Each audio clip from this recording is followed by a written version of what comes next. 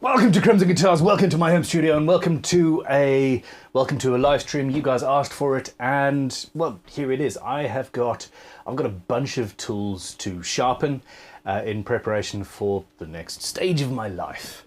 Do you know what? I don't even know what the next project I need tools for is. Probably the hand tool only build, which is going to be recommencing soon.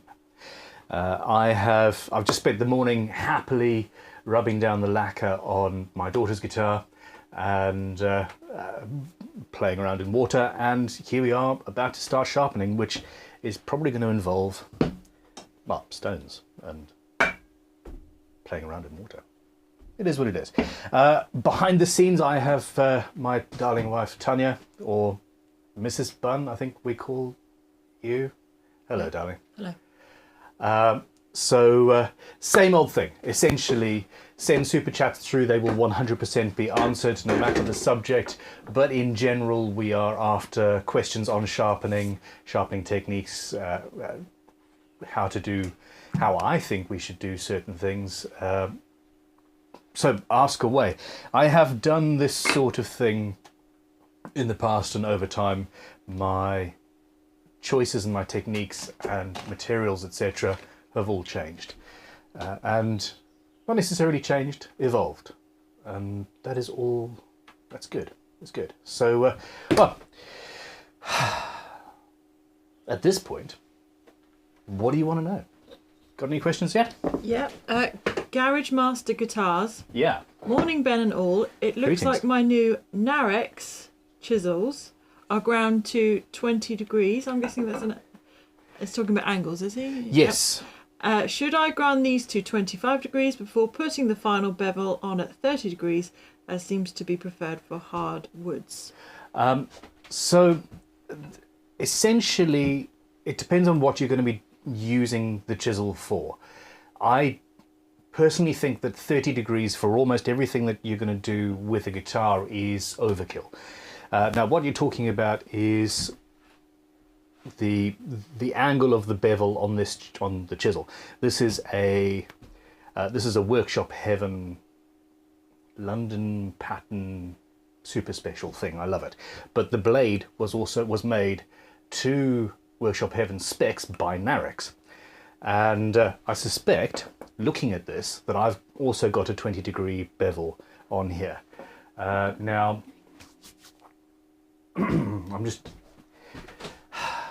I've got too many workshops with too many tools in too many different places. I don't actually have the angle checker here.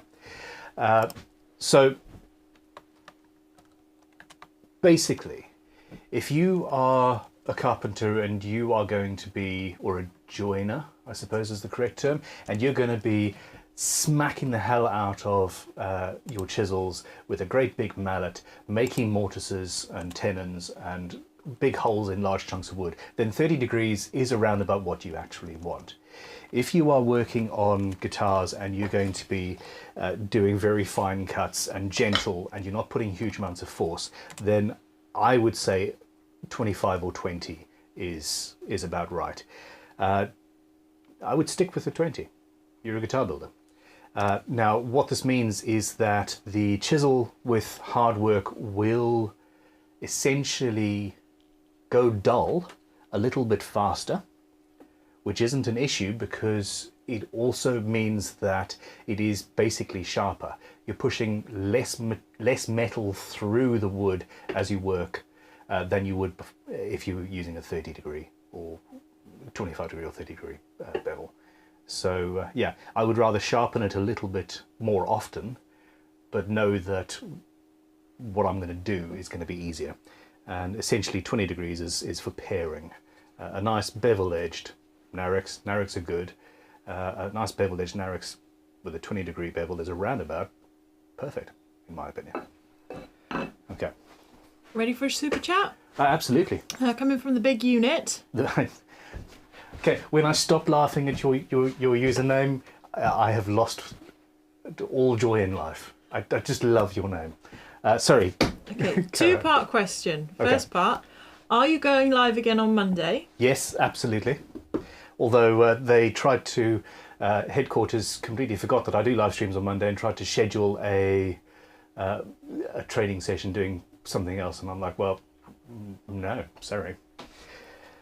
Second part of the question, micro bevel on plain blades. That's a question, yay or nay? Okay, so for people who don't, I don't think I'm actually going to get any sharpening done at all. Fine. Okay, We'll see. but there's We'll not see. too many questions. So micro bevel is essentially when you take your tool, be it a plain blade or a chisel, and you've got your main bevel there, and then you just lift everything up by a certain amount, a few degrees, and you just pass with a tiny micro bevel at the end. It's also called double bevel sometimes. No, it's not. Ignore me. Don't ever call it that. That's wrong. I personally tend not to do micro bevels because I do not tend to use honing guides. Not that honing guides are bad. My master at West Dean, who taught me hand tools all those years ago, hated honing guides, and for a long time I parroted what he'd said. But essentially with a honing guide you can perfectly set the bevel, and you say, okay, this is going to be 20 degrees, and you have a line on your workbench. Where's the workbench? There we go. So for example, that line there, you put that on, your honing guide locks up to that, and every single time you use the honing guide you will replicate the exact bevel that you want. And then when you're done with some honing guides, such as the Veritas, you can, he says, well, there we go, you can actually change very quickly, leave your chisel in it, or plain blade, and then you can change that, I think, I haven't used it in many years, to add a micro bevel. And just with one or two tiny passes on a micro bevel, you can get very sharp very quickly. In my technique, that's not necessary. Now, we're talking about planes here.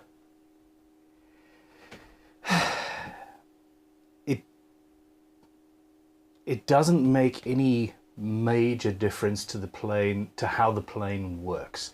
Having a micro bevel on a plane blade that's got a 25-degree bevel, for example, it's a bevel up plane. It changes it ever so slightly. It just makes it easier if you're using a honing guide to sharpen.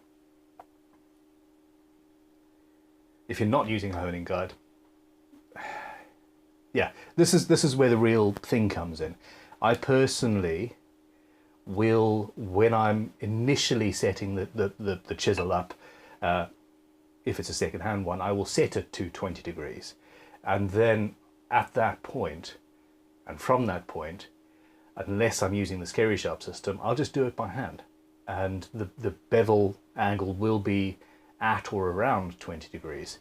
And just the natural way that I sharpen, there's a little bit of a rock there, a little bit of a convex shape on that bevel, and that does the same job as the micro bevel essentially.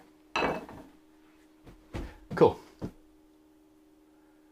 I don't think I'm going to get any sharpening done unless there's particular demonstrations required. Well, there's been a couple more questions, but if you Okay. want to... No. I have to find them.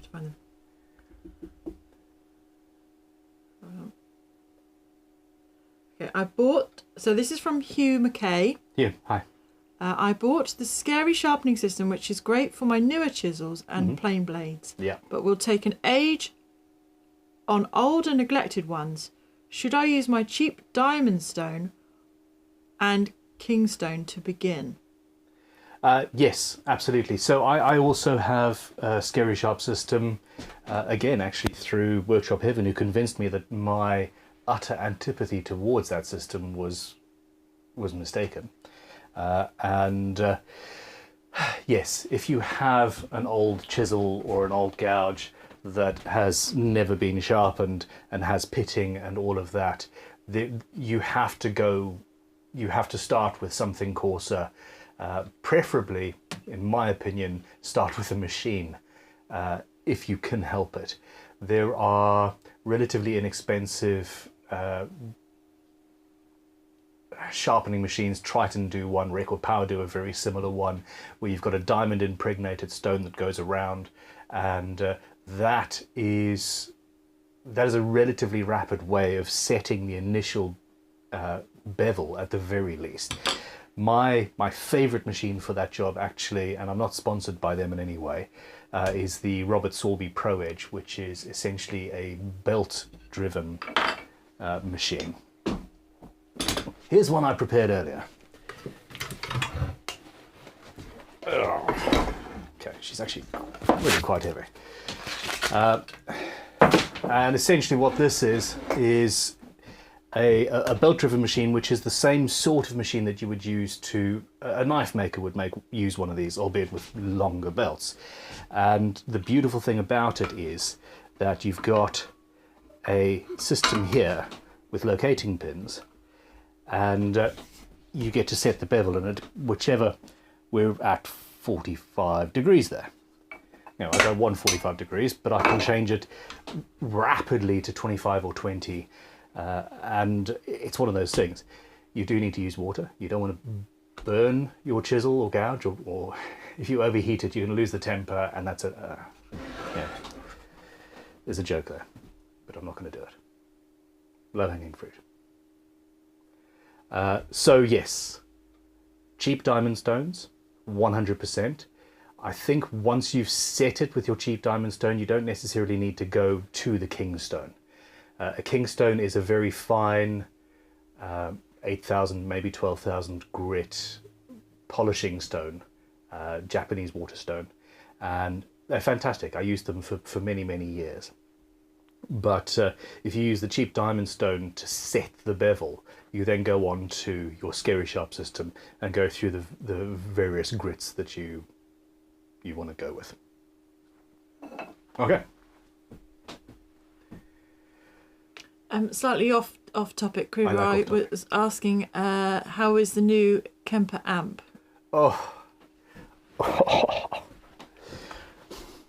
There's an early podcast of me taking the piss out of all digital things, and I actually mentioned the Kemper. I think I called it the Kempler because I was an ignorant fool.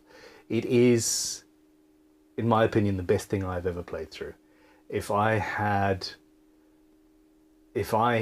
had one of those 15, 20 years ago, when I realized that I wasn't good enough to be a professional musician and should just start doing something else, I probably would have carried on playing. It makes even me sound pretty good.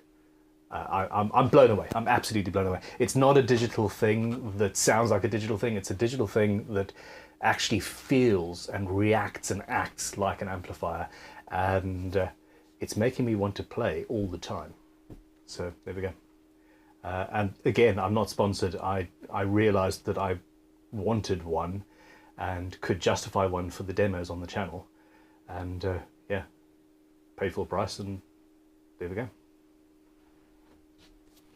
It's lovely. Okay.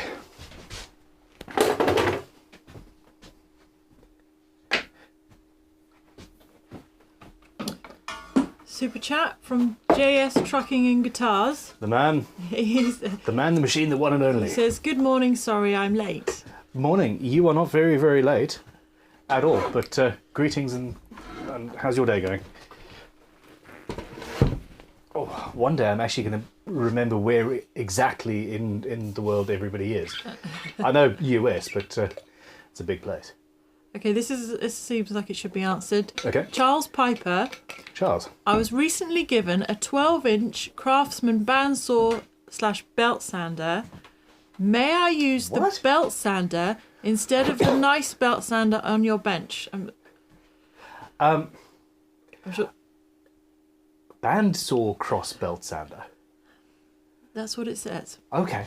I think I know the sort of the belt sander you mean. Yes, absolutely. So right at the beginning of the tool making department of Crimson Guitars, we had a couple of those that we burnt out over time, but we were using exactly that. Essentially, it's a small belt sander with a 12-inch belt on it, and we were using that to grind the bevels on the crowning files and things. I have also used that in the past to sharpen chisels. It goes very, very fast. The Robert Sorby is a little bit slower, and it's got a longer belt as well, so the whole thing doesn't heat the chisel up as much as the tool that you have, but that doesn't mean that you can't do it, or use it at least. Make absolutely certain that you've got a pot of cold water, and that if you're doing a lot of sharpening, you change that water because it will rapidly become warm. And you know how I do it is I will dip my chisel or plane blade in the water. It comes out wet. I put it on the belt, 2 or 3 passes, and you can actually see the water dissolve, disintegrate. What's the word I'm looking for here, my love? Sorry? No, you're just reading. That's fine. Reading. You can watch the water dissipate and go, and you start to feel with your thumb the chisel or plane blade getting warm. Basically, once the water has disappeared off the edge, I dip it back in again. And that way you're guaranteed to never lose the temper in the metal. So, yes. I am aware that I am an incredibly lucky, fortunate individual. I have lots of toys and have been offered lots of toys and have, you know, over the years developed the wherewithal to buy them. And but when I started, that was exactly the belt sander that I had, and it works. Okay, I think there was taking too many pictures now. No, it's fine. So Tanya's basically reading through, trying to save the best questions, but obviously there's a delay in between me stopping and the next question coming through. I'm going to put this gouge down because I'm tempted to sharpen it.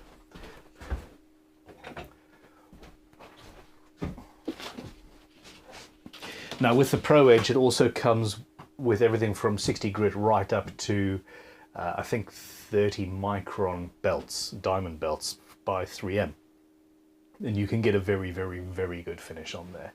It's also great for sharpening knives, for that matter. There's a question here. Hi Ben and good morning. Can I use both diamond stones and oil stones? Yes, you can to a certain extent. The problem with the beauty about diamond stones is that they are diamonds impregnated onto a perfectly flat substrate, generally a metal of some sort, and it stays perfectly flat for the most part. Whereas an oil stone is absolutely not that, and almost never stays perfectly flat. So now, early on I used to believe that you had to have absolutely perfectly flat stones, and then I started Vintage Tool Shop and I realised that every single oil stone I bought was not true. It was not square, it was not flat, it had dishes and curves and things. And all of the old chisels that I've bought and the old plane blades all have a camber created by that oil stone. So the problem that you have by starting out, for example, on a diamond stone and then moving to an oil stone that isn't perfectly flat is that one, the chisel or gouge or plane blade, etc., is going to dig into the oil stone and make it even, well, try and make it flat actually. But you're working with two different surfaces, and it's going to be a little bit fiddly. Is it possible? Absolutely. But is it the best thing to do? I don't know. Now I've got an absolutely gorgeous Arkansas stone here. It's very, very hard, and it stays very, very flat. And I use this for inlay gouges, tiny inlay chisels, tiny gouges, small knives, for example. I can resharpen my scalpel blades on this if necessary. And drill bits as well would actually work. But most oil stones are a little bit softer than this. Cool. Couple of super chats. Yeah. JS Trucking and Guitars. Evaporate is the word you were looking for. Thank you. Sorry, I wasn't keeping track of what you were saying.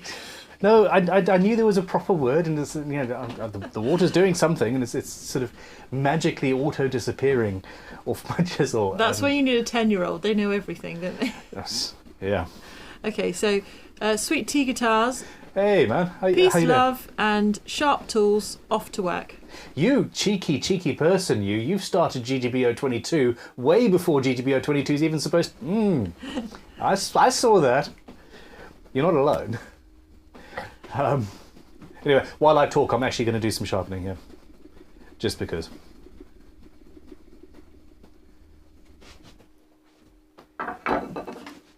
Groovin' Drums says you should have a look at, and I'm going to take a picture of this, Luthier Sapphire Range Rasps. Who? Oh, Luthier. Luthier, is it? I'm going to take a picture of that one for I you. know of the company. Okay. So essentially on this, I've got, I'm just going to work on my chisels while we're talking.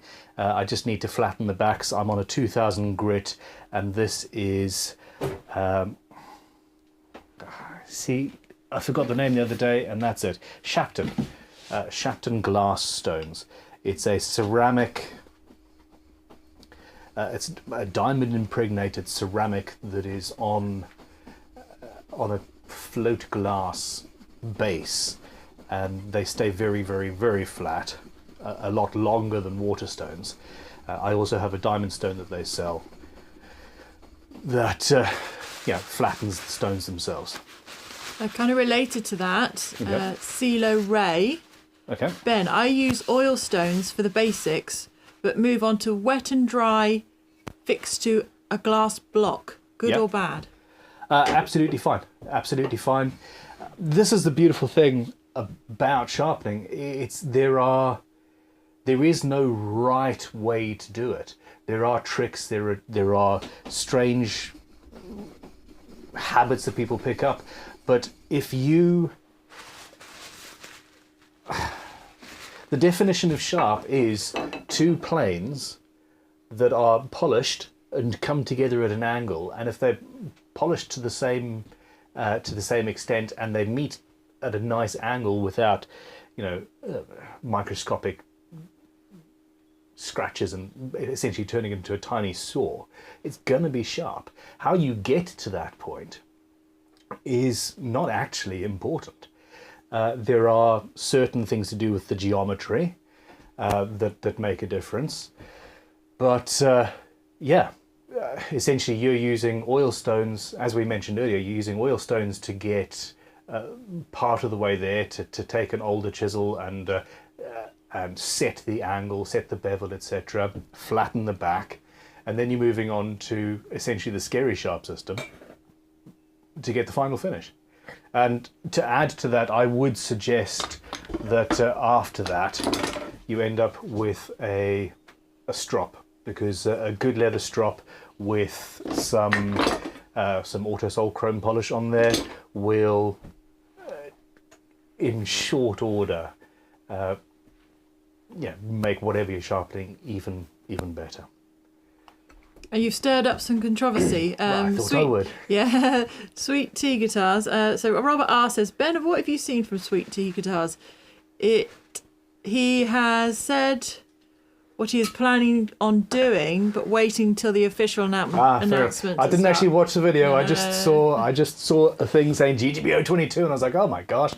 Naughty man. And then a super chat from JS Trucking Guitars. Whoever starts on GGBO early should be disqualified from entering. Or controversy. I think it... yeah. I think making a video saying that you're going to do it is absolutely fine. People are excited. People want to get... People are excited. They want to get going. And I am... There's one tiny little thing that I am working on that is just hindering things a little bit, but the announcement will be made very soon.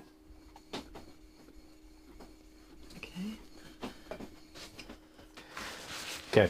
Now, talking about chisels and talking about tricks and things, something I learned quite recently, obviously you want to flatten near the very edge, and that needs to be absolutely perfectly flat, as well as the bevel side of your chisel. And using a part of the Scary Sharp system, you can take a couple of microns away just behind the front of the chisel.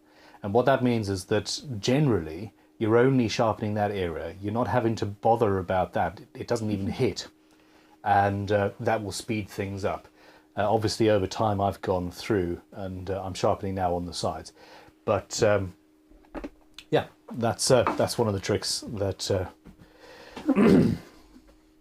that I now actually think is pretty good. It's also controversial, as is the ruler trick, which for years I thought was, whoops, I just knocked that off the edge of the bench. Yeah, a problem. Anyway. Okay, a super chat from Mark Jennings. Mark, morning sir. Says, I can't believe I'm super chatting when I have bees. Question mark? Do you have a bee problem? What? Hold on, he has my phone number.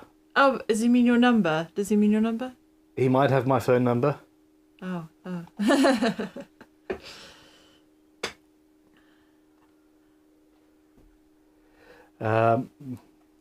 Either he's super chatting and he's got my phone number, or he's actually got a problem with bees, which sure I want to see the, photos of if necessary. I'm not very good on abbreviations and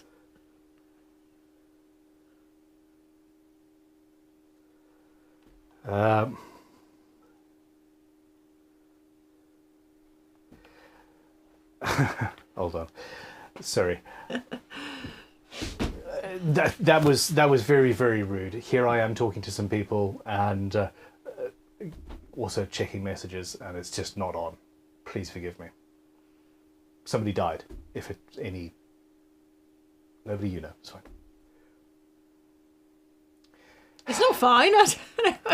Anyway, Okay, moving so on. The tool shop is great, but we sell a lot of tools to a lot of people, and unfortunately, somebody who we sold a plane to about 6 months ago has just died, and his daughter wants us to basically buy the plane back, and that actually hasn't happened very many times to us as a company, because we tend to be quite friendly with some of our customers. But yes, I saw a message saying somebody's died, and I was like, I need to check that. Okay, But, moving on. Moving swiftly on. Hi Ben, greetings Hey. from the Netherlands. Salutations. I'm wondering, how do you flatten your Waterstones and how often? That was from Alien 2 MAF. Alien 2 MAF. Okay, well, let's do that now. If I can find, aha, here it is. Okay, so there are two options. I've got Sharpening stones here, and Sharpen themselves sell an incredibly expensive diamond flattening or diamond lapping block, and this is specifically for lapping their stones. It's perfectly flat, it's got diamonds in it, it's also got these grooves that catch the slurry and help it to move on and clear better. So with these ones, this is what I use. So I wet the stone and then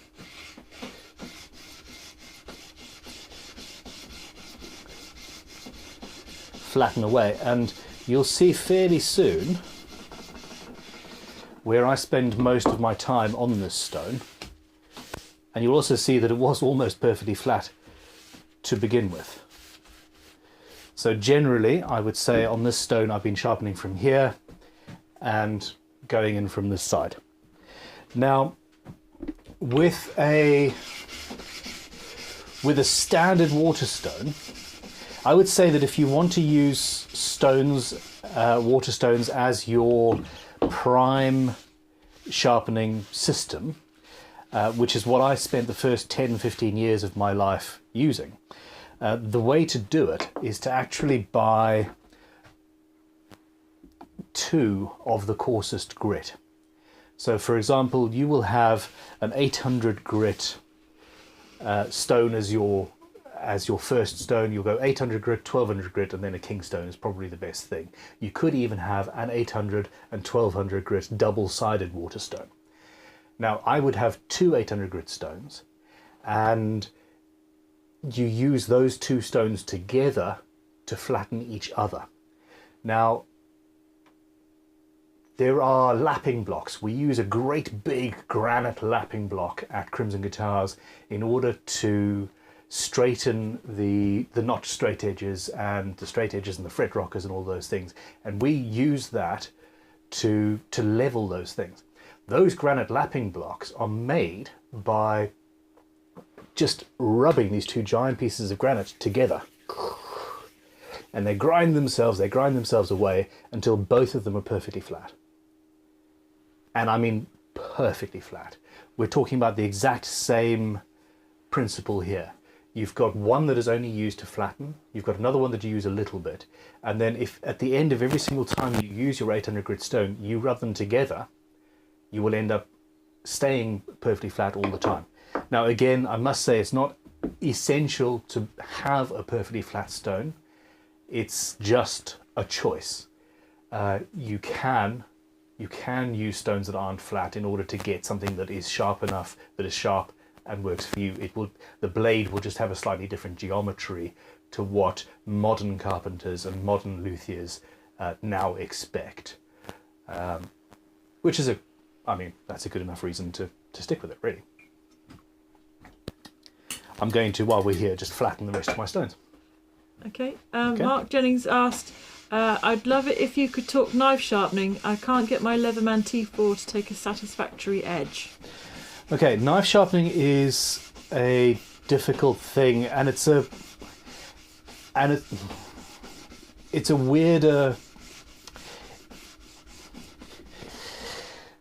It's a strange process. I don't spend as much time sharpening knives as anything else. It's a double beveled tool.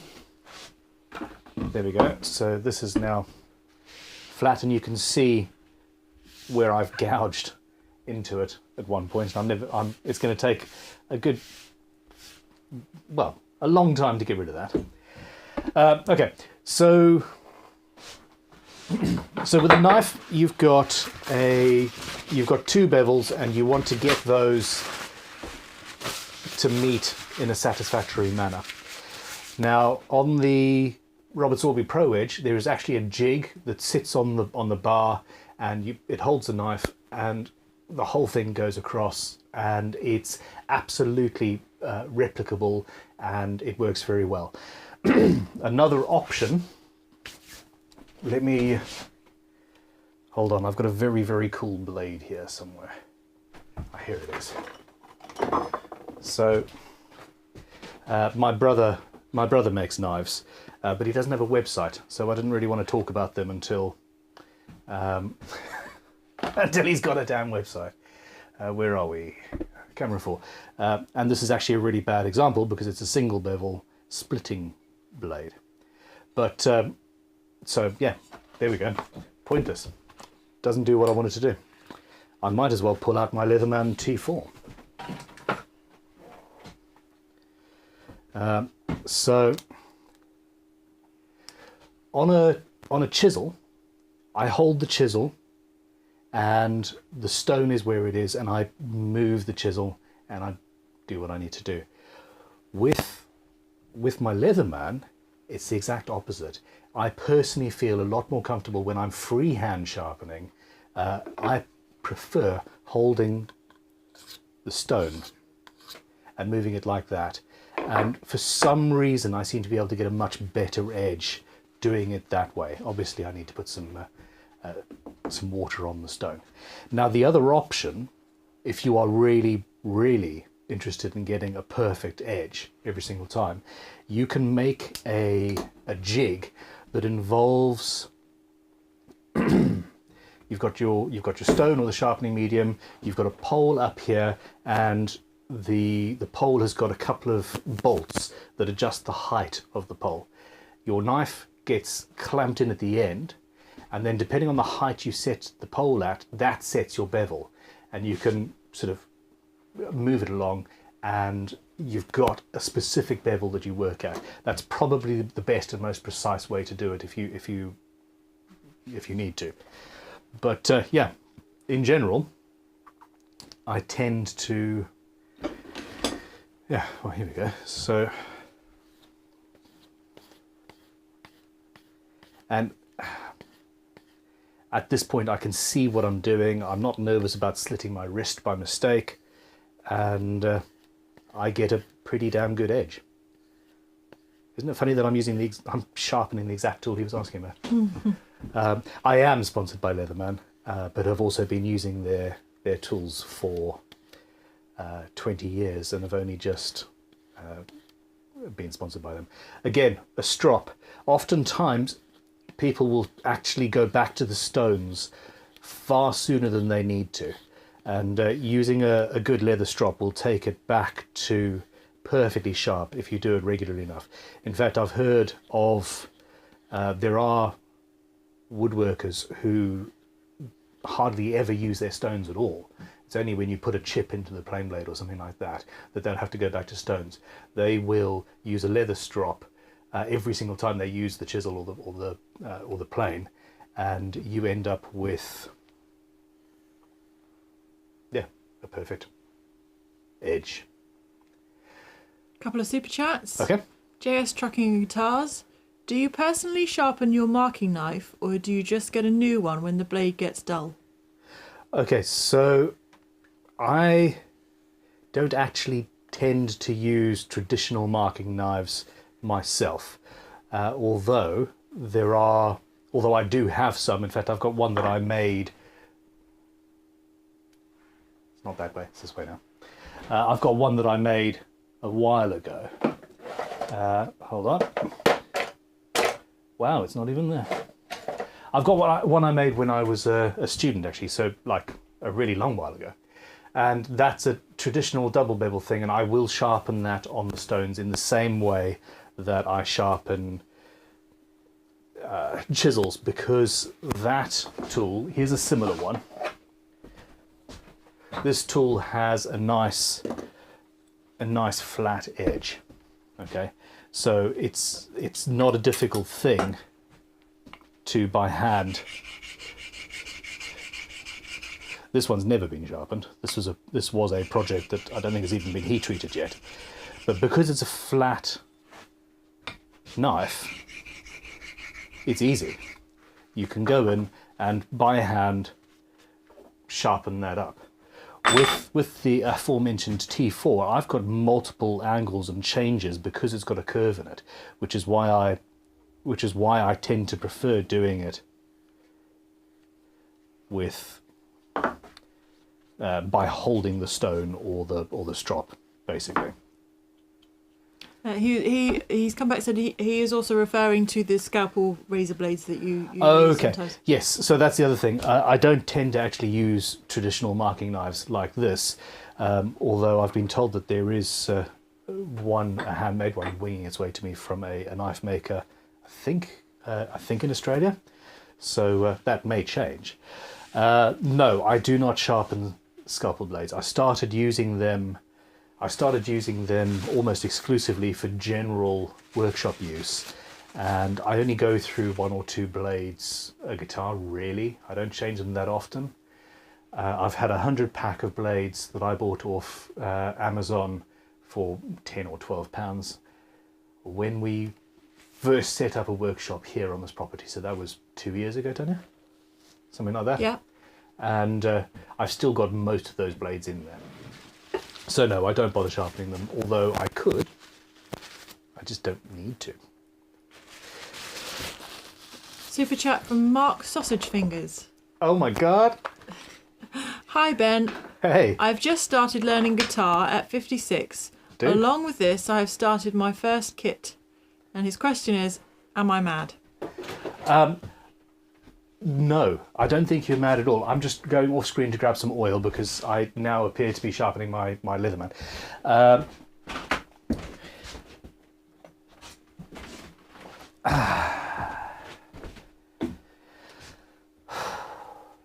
So it was mentioned earlier by Creverai that I just bought a Kemper Profiler. I'm 40, I think. I'm 40? Yes. Yeah, I'm 40. I've got a multitude of things to do. I've got a couple of businesses and all that jazz. And yet I bought the Profiler hoping to finally actually get good at guitar, at playing guitar. And I feel like a kid again. And it's like just the best thing. Just sit in there, just playing for an hour or two, practicing and saying, you know what, I'm actually going to put some effort into this. Forget all of the other stuff. And the reason I can do that is because I've just combined my two businesses. The Vintage Tool Shop and Crimson Guitars are now under one roof. And I've got a management team. The management teams have combined, and it's just, it doesn't need my headspace anymore. And being able to say, hey, there's an end to that, go and invest your time in something new, I think is absolutely essential for us as humans. If you have the same job, if you have the same thing that you do for 50 years, whatever it is, no matter how fun, I mean, hell, I enjoy guitar building, but if all I did was guitar building, it would be problematic. So no, you're not mad. I think actually you are saner than average. Unless you bought a cheap kit, in which case, good luck. Okay, JS Sharpening Guitars, he sent another super chat, but he did say after that it was a bit late, but he was saying I was talking about the one you have that's basically a razor blade tip. Yeah. I think you guys have to excuse us a little bit because as we go down, obviously we need time for Ben to answer the question, and sometimes you guys we're a little bit out of sync, I think, sometimes. There is at least a 30-second delay between what I'm saying and what they see for the most part, on top of everything else. So here you go, I've got my Arkansas stone and I'm following the curve of the blade. I've got some mineral oil on the Arkansas stone, it's a very fine blade. And I personally find that I've got more control doing this. I know that there are thousands and tens of thousands of people who will start a fight with me about this, but it does work for me. There was a message a while back from Creverai saying this is the perfect opportunity to try out the picture-in-picture function on your ATM Mini. Yeah, guess who hasn't had the wherewithal to sort that out? Okay. Mrs. Bunn, would you mind also nagging me about that? Nag you about that, yes. What I need to do is have a minute where I'm not about to actually start filming or streaming while the computer is all hooked up to the thing and just do it. And I'm always running a little bit late. Anyway. Okay, 2 super chats. Garage Master Guitars. Thank you very much. Leather strops, smooth or rough side up is the question. I tend to use the smooth side up. In fact, you can see the one I've got here. I've got the rough side up on one side, I've got the smooth side up on the other, and I did that as a test. So yeah, smooth side up, the thicker the material, the better. Essentially, I'm not putting huge amounts of pressure when I'm stropping. I'm literally just running it over, and it's doing that. If you put lots of pressure in, the thickness of the leather will compress, and that will roll over the edge of the tool that you're trying to sharpen, thus negating the whole thing. So yeah, avoid that if you can help it. Okay, and JS Trucking and Guitars, he says that's true. With all the management at the headquarters, now you have time to focus on organising your home shop properly, lol. Organising? I don't know the meaning of the word. It is a very good point. I've got various things that are going to be coming in. I want to expand it and make a bit of an office here, and I do need to remove a bunch of tools. So yeah, we'll get there. Okay, super chat from Stephen Clark. I'm having trouble honing the edge on my 1890s low angle block plane. Can you demonstrate this? Is this the proper application of the ruler trick? Okay, so yes. Now, yeah, nearly sharp. I need to concentrate on the other side as well a little bit.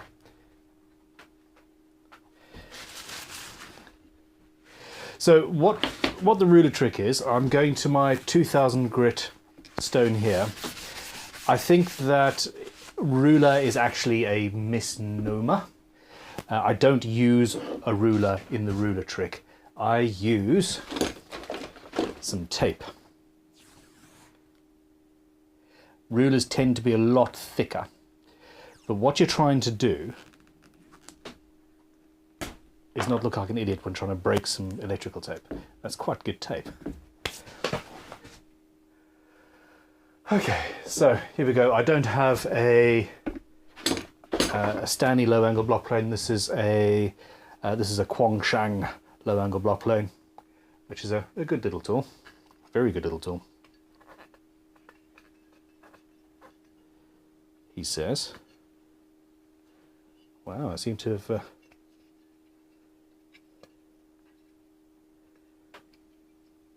How interesting. Hold that thought. As I was saying, it's a good little tool. I seem to have managed to somehow cross thread or there we go. Sorry. So that came all the way out and it was at a weird angle. So I'd obviously had the screw not down enough. Okay. So what we've got here is a nicely blunt tool. You can see that there's a white line along the edge there, and that basically says that it's been compressed and it's not flat. You can also see where I've got a bit of a curve on there by doing this by hand. Okay, so put some water on there, and what I want to do is I want to only sharpen the edge. A Japanese plain blade, they actually hammer that out so there's no material there and you're only touching along there.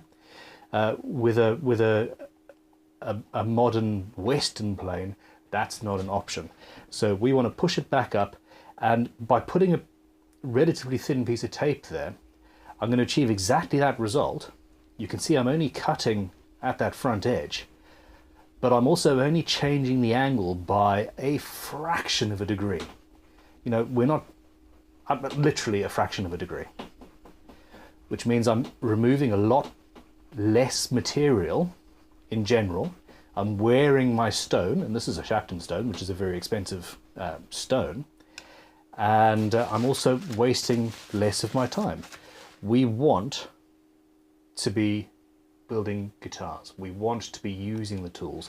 We don't necessarily want to be sharpening them all the time. Now, I feel with this one that I do need to potentially reset the bevel angle.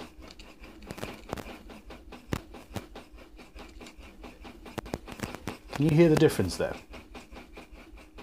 So you've got, and as I get to the edge, I can hear when I'm at the edge. So we'll clean that up. We're getting there. Can I run through a few super chats while you're doing that? Absolutely. The big unit. Can I just say this is great? Most classes cover the basics, but don't answer the fringe questions some of us have. You're the best, Ben. Thank you very much. This is the point. The questions that Thank you very much. I don't necessarily think of the things that were the questions that I had 20 years ago, because I've done that, I've been there, and I'm not worried about them. I much prefer this format, and I'm not showing as much as I would like to necessarily, but I'm answering a lot more questions that wouldn't even occur to me. This is to plug something. This is what the guitar building book is going to be about. It's not about, hey, this is how I build a guitar. It is, hey, this is how I build a guitar, and in the process, how I would deal with various questions. And most of the book is literally going to be Q&As. You know, so-and-so's asked how I work out a neck break angle, or what I think about X, Y, and Z, and that question and that answer will be in the book, and it'll be a lot more useful than most guitar building books out there. All I need to do now is finish writing the damn thing. Anyway, back to this. Super chat from Mark Sausage Fingers. He Sausage says, Fingers. 30 years of running an IT company. I am now doing everything I always wanted to do but didn't have time to do. Motorbike license and guitar. This is, yeah. Sorry, I resonate with that feeling so much. Tom Webster is the managing director of Crimson Guitars, and I hired him about 8 years ago as an apprentice on £2 something odd an hour. And he wanted to be a business apprentice, and I said, listen, mate, you want to be a business apprentice? I want somebody to run my company for me. And at that point, it was just me and a couple of people, but I had big dreams. And I said, I don't want to be doing the business stuff. I don't want to be answering emails. I don't want to be, making the day-to-day decisions of, whatever. I want to be making guitars and making videos. And 7 years later, I made him MD, and he loves it. And I have not been this relaxed and free to do what I want. That being said, I'm not allowed a motorbike license just yet. Am I, my darling? Don't put you always put these things I on me. 100% blame you. Don't blame me. No, until the kids are a bit bigger, I'm not doing that. Creever Eyes is asking, is that the Advanced 87 electrical tape? He says he hates his job. We event technicians are obsessed with good Zumbel tape. Is that Zumbel? I have Zumbel no tape? clue. In all seriousness, I probably found this tape in the workshop of some guy who died, and I cleared his workshop through the vintage tool shop and bought a load and kept the tape. So no clue. That makes me sound like a horrible person, doesn't it? Question from Tony moves on, swiftly ignoring that. Question from Real K8. Real KH. Okay. Sorry for not being around a lot the last time. Do you show sharpening of gouges? That's the thing I always completely messed up. Okay, I haven't showed the sharpening of gouges just yet. I've become distracted by sharpening this low angle block plane for the minute. But we will move on to gouges. There are many different ways. So here on the block plane, you can see where I have now almost got the edge. Can you see right there? There's still a white line. You just see that. I need to get rid of that. And that's as much from to be removed from this side. And what we're doing is we're trying to hit that edge. We're turning a burr over from the bevel side. There's the point. And then you go and you remove the burr here.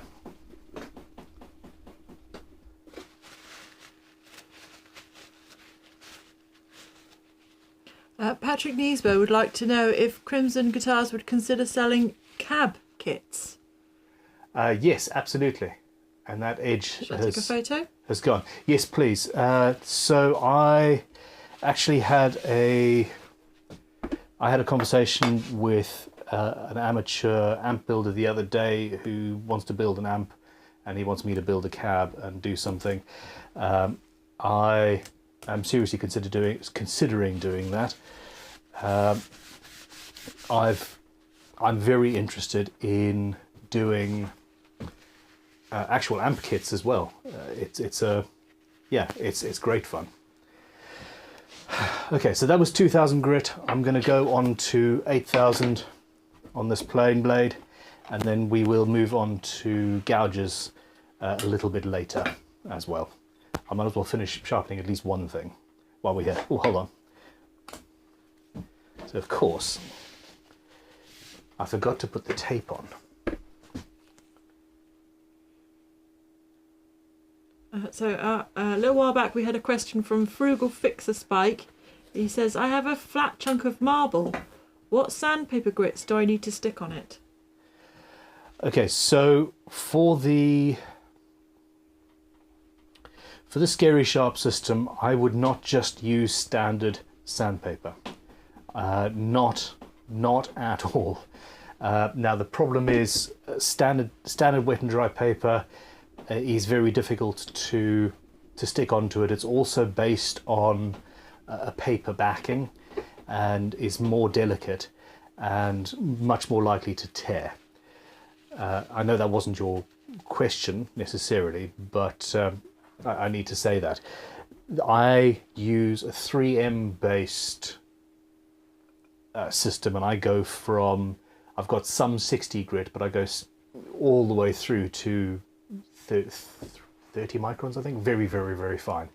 Now, workshopheaven.co.uk, you will have a version of that company sells wet Scary Sharp starting kits, and that's what I use, and it's essential. Not very expensive at all. Your marbles should be absolutely great, but I initially absolutely despised the Scary Sharp system because I tried to do it with wet and dry, and by using the wrong sandpapers, it always went wrong, and it was just, you know, very annoying.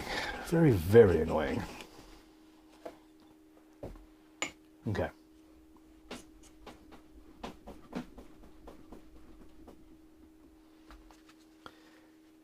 Now, using the tape here, if I move as I graduate up to the finer grits of stone, you can move your plain blade closer to the tape, thus raising the angle just a fraction, just for your last pass or two. And that there means that you're sharpening even less of it. And yeah, it's a fairly fantastic system, in my opinion.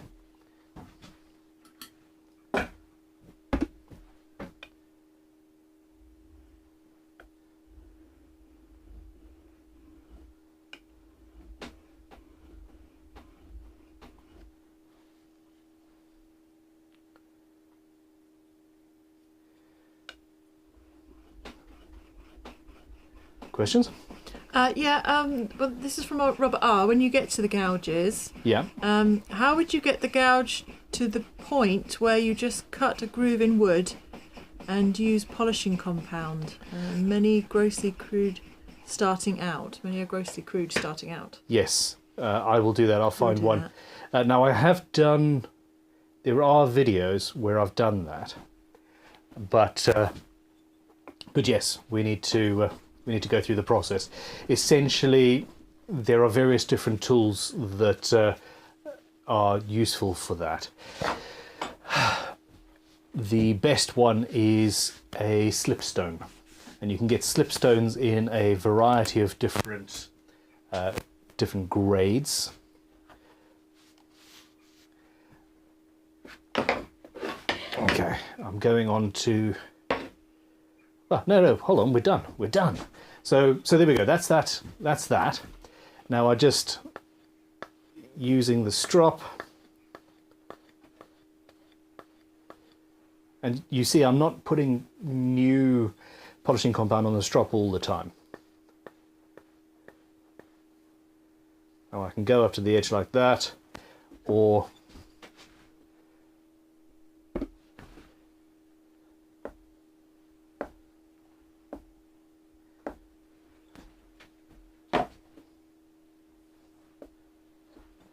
and that will give me the edge I want.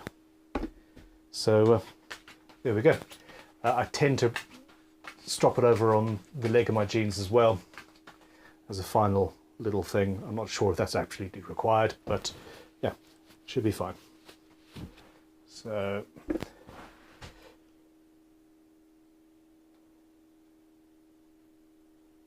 without too much effort, I've gotten rid of that hair. All good. Okay, let me put this plane back together, and we can move on to some gouges. So yeah, a slipstone is a fantastic thing. Basically, it's a teardrop shaped waterstone or oil stone in a variety of coarse grades, and that allows you to get inside the gouge, because you cannot sharpen a tool entirely without addressing both sides of the bevel, period. There we go. Okay, let's see. I'm sure I've got a gouge that has not been sharpened before.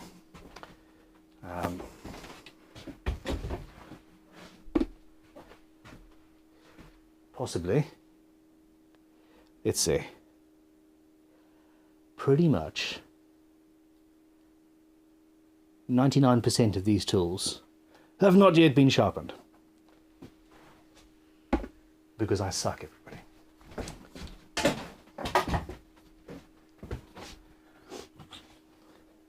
He says pulling the first one off that has already been sharpened. No.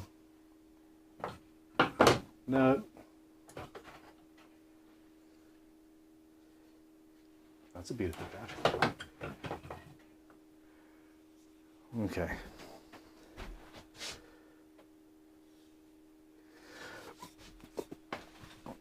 Okay, I need to clear off the workbench a little bit so I can do this, and we'll show you this gouge. And I'm not going to go all of the way with it because I don't think we have time. But yes, that's the bin for now. Tidy up, tidy up. Questions while I tidy up? Okay, yes. Question from Kevin Webster. Kevin. He says, hello, this is amazing. I got a load of old firmer chisels. Yeah. How would you quickly remove a convex middle, and in brackets he's put lump? Thanks. I would use a sanding machine of some sort. If it's convex, if the chisel's going like that, you could even go on an oscillating spindle sander. In fact, I've done it, and at least remove part of the material. Bear in mind, you don't want to heat it up too much. You really don't want to heat it up to lose the temper. It's when you've got a new old tool or 20, it is daunting knowing that you've got to do so much work to get it to perfection, but it is also almost always worthwhile. Dan Peacock was asking how much pressure you're putting on the strop. Not very much pressure at all. If you put too much pressure on, you tend to oh wow, that's cool. I collect sharpening tools and then I forget I have them, and then I find them and I'm like, oh wow. Not very much pressure at all, because if you do, you tend to round that edge over, and that isn't something that you want to do.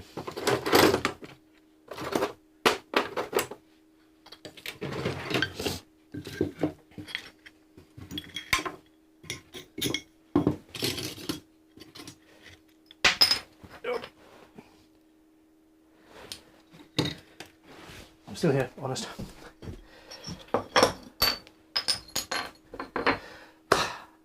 Another question about kits from Patrick Niesbo. How is the Explorer Flying V pointy guitar kits coming along? We are somewhat delayed with all kits. If there's a particular one that you would like, you need to get in touch with us and order it. At the moment, we've had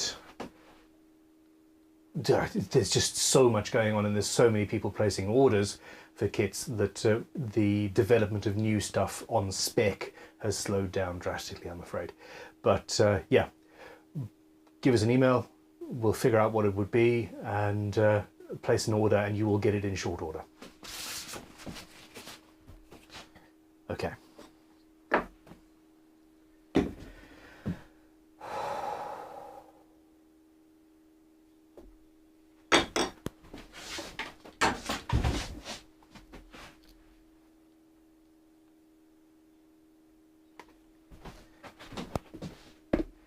So here is a gouge that I've just pulled off.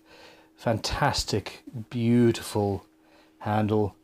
It's a Robert Sorby. It's a very, very, very, very early Robert Sorby. You can see we've got rust inside there. It's, you know, this is a stunning carving tool. And it's had some serious use, as you can see by the compression of the handle. I love tools like this. I absolutely love tools like this, but I need to clean that up. Now, slipstones are generally teardrop shaped like this, and you can sometimes find them this sort of shape. This isn't a slipstone, actually. This is a curved strop, which is incredible. Again, I got that through Vintage Tool Shop. And this here is the thing I went oh wow about. It's just a piece of pine in a sort of teardrop shape with leather on it, and it's an internal strop that somebody's made. Now for this particular gouge, obviously I want to go with the biggest, coarsest slipstone that I've got. And essentially I'll put it over the edge of the bench here.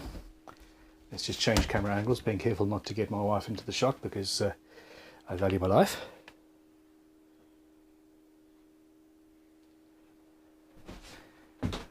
And I'm now worried because she didn't comment that I'm actually in trouble again. Mineral oil. You could just use standard 3-in-1 oil if you wanted to. And it depends on the stone. This is an oil stone. I do have some water stones as well. But essentially over the edge of the workbench,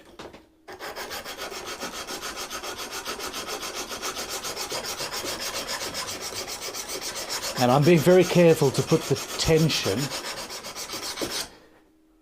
You forgot to change camera. I'm putting the pressure in the middle of the blade.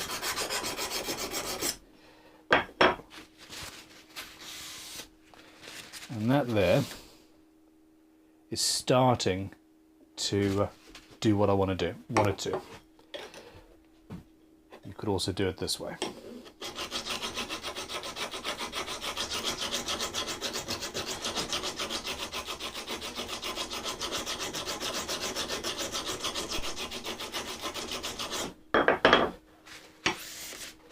Okay, and you can see here how it's starting. You're starting to see the edge. I've gotten rid of the bulk of that rust patch already, and it won't take too long. There are various grade round stones as well. So we've got a medium and a fine. This would do the same sort of thing, unless you drop it. And then there's a conical one as well here that I've got that's particularly fine, and you can use that for smaller tools. It's all fun and games, isn't it?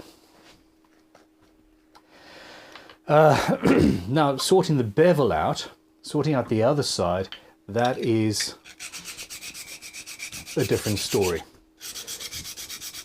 This feels good, actually. There we go. So we've got a smaller round stone here, and yeah, it's doing the job nicely. Okay, now there are other options. You could take a piece of wooden dowel and glue some sandpaper onto that, and achieve exactly the same result. It just depends on the gouge, depends on the size of the gouge and what you've actually got available to you to use. Okay. Let's see how far I can get this. Questions? I can see there's a lot of sort of chat going on. Okay. Yeah, questions, people. Feed me questions or we'll run out. How many people are watching and what time is it? We're at 128 people. In the middle of the day on Thursday? Is it Thursday? Thursday, yes. Crikey. Yeah, and Mark Jennings a while back mentioned that he uses in the kitchen a cock honing steel. K-O-C-K. Mark, what do you get up to in your private I should read the whole, I think that was my fault. Let me go back and read the whole question. I absolutely use the strop way more than stones for my chisels / plane blades. I should have a strop on a stick for my knives, but in the kitchen I have a cock honing steel. I'm just reading these out, people. I'm sure you do, Mark.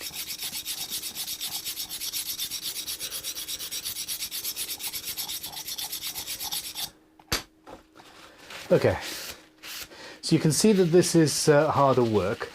It does depend on the inner curve that you've got.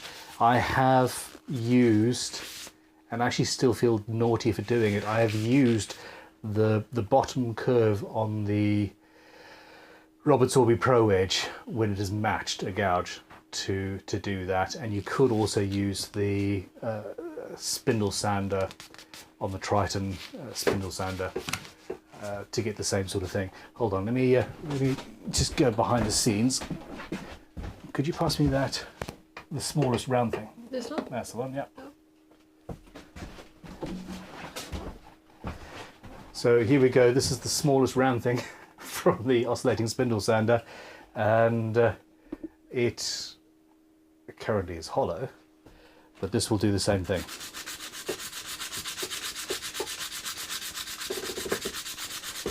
Doesn't need to be used motorized in order to achieve a good result. So at this stage we've got an edge that is starting to get clean,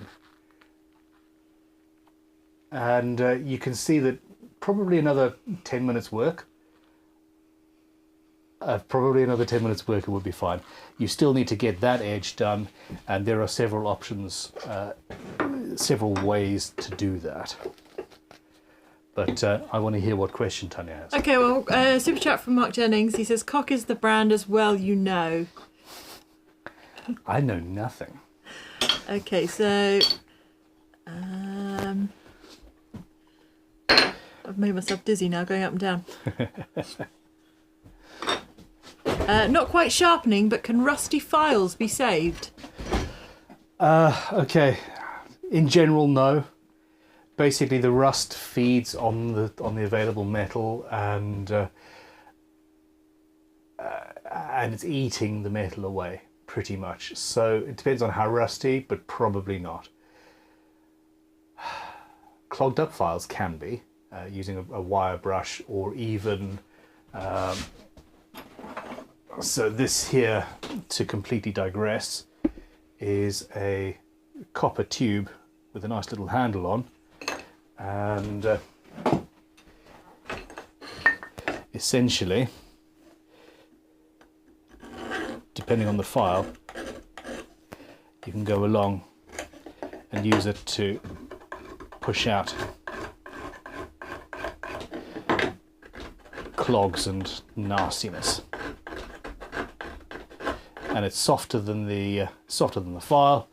It gets in the teeth, and it helps clear things away in general. So yeah, that's quite a cool thing. Pete Melbourne has a question off topic. I've just bought a Crimson LP template set. Okay. On there, congratulations, is a reference to set 12.7 millimeters. What does this refer to? I don't know. Yeah, I haven't got a clue. I haven't looked at that kit. 12.7 millimeters is probably, I would suggest, the size of the hole that you would need for a standard Tunematics ferrules that get thumped in. But should I take a picture of that one? yeah, I don't know. Drop an email through to shop@crimsonguitars.com and somebody will get back to you maybe next week. It's insane at the moment. This here is a Waterstone. It's a Waterstone based stone. I can't think of another word for it. To be used, if you're lucky, to initially set the gouge. There is another version. Look at that. So this, if you're going to use it properly, you should probably leave it in water.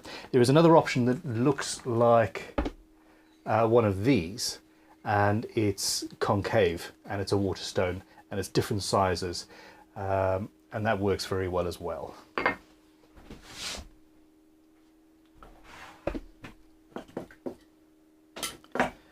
Okay, now this should have been in the water, and it should live in water if you're going to use it. Look at how much that's soaking in.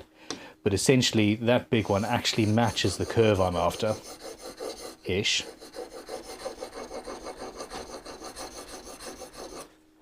And you can use that to set the bevel.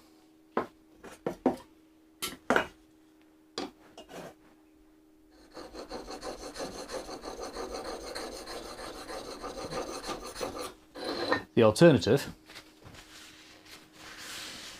is just a standard stone. Let's see what I've got available.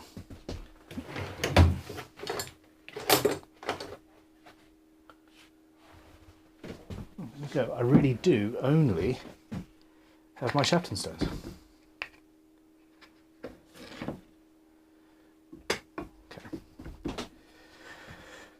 So here's the 500 grit, which hasn't been flattened today, and I hold the gouge up to a point where I feel like I'm about right.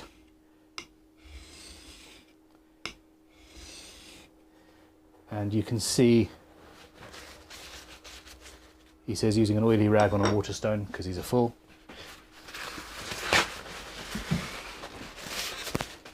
You can see that we're already getting the edge sorted. I don't like using stones like this on my gouges if I can help it. I would rather keep these stones for chisels and things. I use the oily rag again. The other option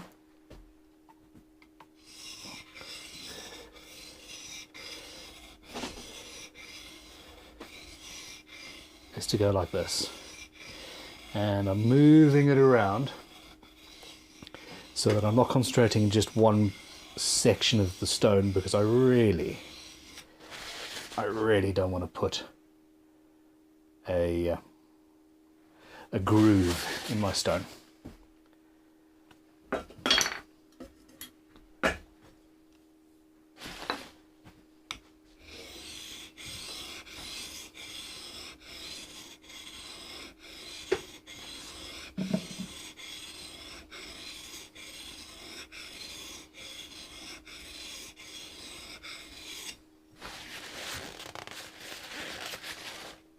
But we're good. Okay, so that's 500.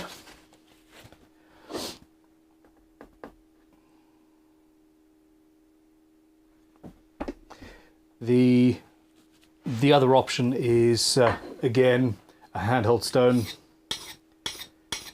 That doesn't feel as positive to me, especially on this one because it's a bit curved.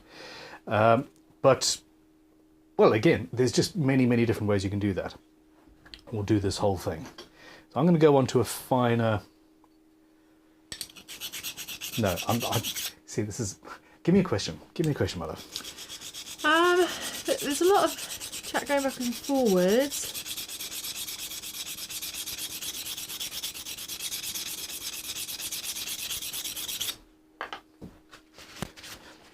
Patrick Neesway wants to know what would be a build you wouldn't accept to make. Something, the build that would be inappropriate or just very difficult or illegal because of. I have turned down people who've asked me to build direct replicas of things with logos. Of course, I mean that's just. I was horrifically offended just to be asked. So there's that. I've turned down builds just because I don't like the look of the thing. I've been asked to build a Bumblefoot replica, and that was just a guitar that looked like a foot, and I was like, I'm sorry, mate, I just... no. Thank you. But other than that, I've never turned anything down because it sounded too hard. I've got no... I like a challenge. Basically. I'm not sure how you pronounce this. The Gentagon? The Gentagon. The Gentagon. Gent is a very chuggy, deep, thuddy, heavy guitar sound. It's He's cool. saying, hey Bun, is it true that any waterstone can be an oil stone, but once it has had oil on it, it can never be a waterstone again? Technically, probably yes. Once it's been, basically yes. Once it's been impregnated with oil, the water isn't going to work in the same way. But I mean, it's one of those things. It doesn't really matter what your lubricant is, in my opinion. Some stones work better with oils, and some. I've been told that some work better with oils, but I've never tried anything else. So, yeah. Now, this is actually really close to being ready to move on to the next stage, actually, so we can do that. Let's see.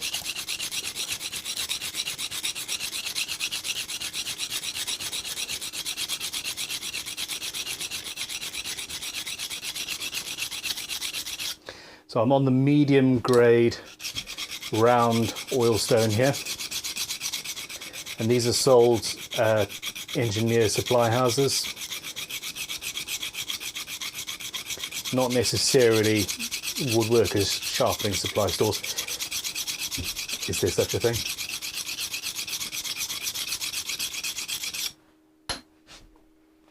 Meshback 23, his question was, how do you sharpen your Leatherman knife, pocket knife?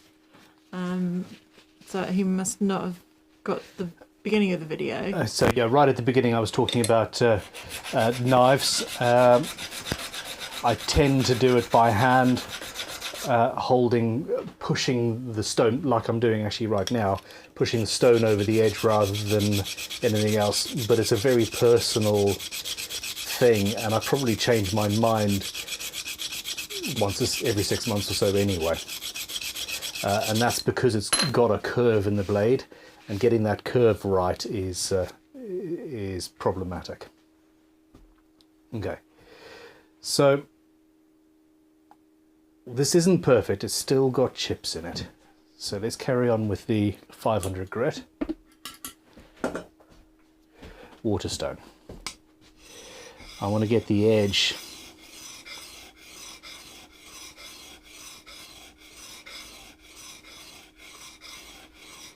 about right, if I can help it. Incidentally, this is pretty much almost the perfect first or main gouge for a guitar builder. It's a little bit big.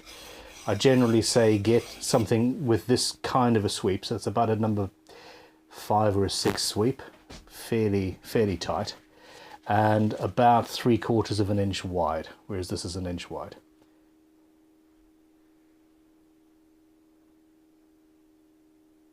So that's that edge there. You can feel the burr. Now, that's an even finer one.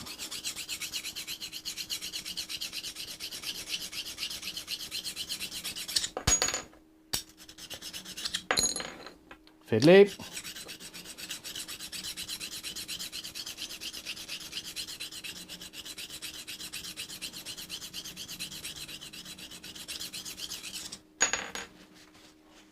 Okay, it's not perfect, but it's definitely close enough. So the options are, I've got this here, which has got a nice curve, and you can use that to essentially, it doesn't want to, there we go, do the internals. So Autosol, which is a chrome polish. I love this stuff.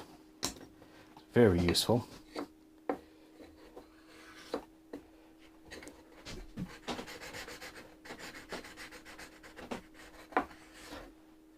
It's also, this is a fiddly thing because of the shape. Okay, so that's option number one.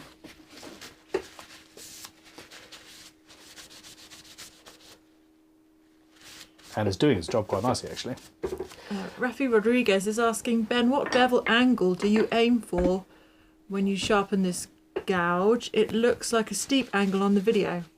Yes, actually no. It's about 25 degrees and I'm not aiming for anything in particular. I'm just working with what this one, well, I chose it because it looked like around about the right bevel angle anyway. So yeah, it's relatively low down and would work quite nicely. Okay, now, the other option is to take a piece of wood and manipulate it. I just need to clear some space.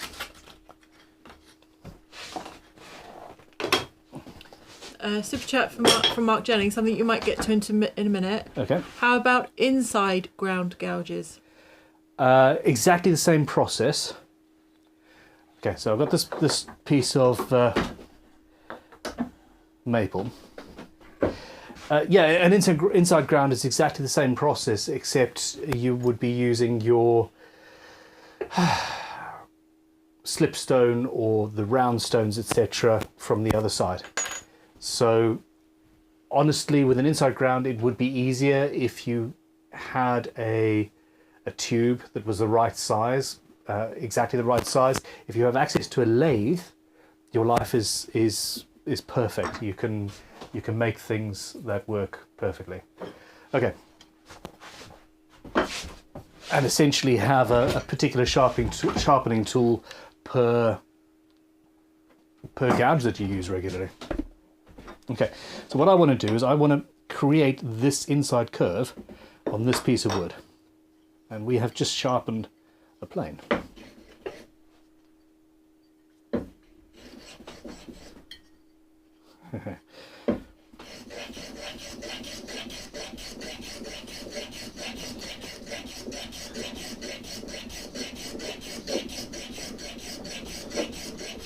Incidentally, this is the same process I use pretty much with a larger plane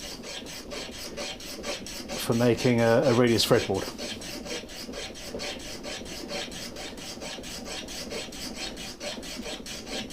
So you take it down at either edge,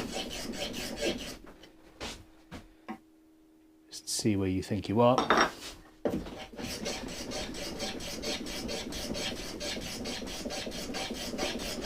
And yes, I'm aware I need a new workbench.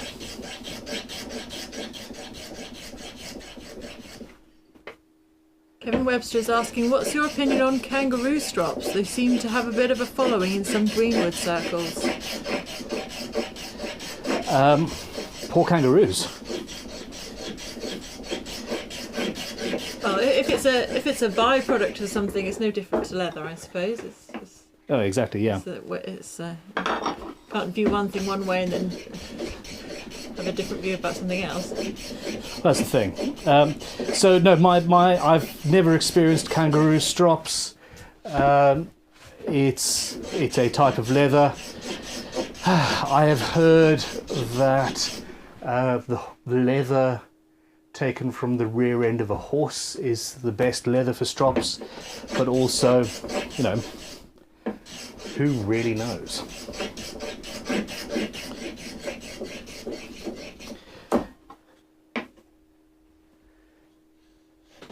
Okay, so here we go. This is now pretty frickin' close to what we want.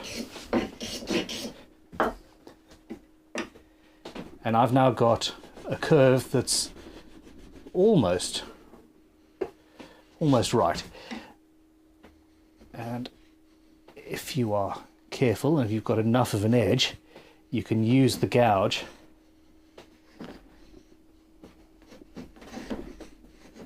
to get the curve closer.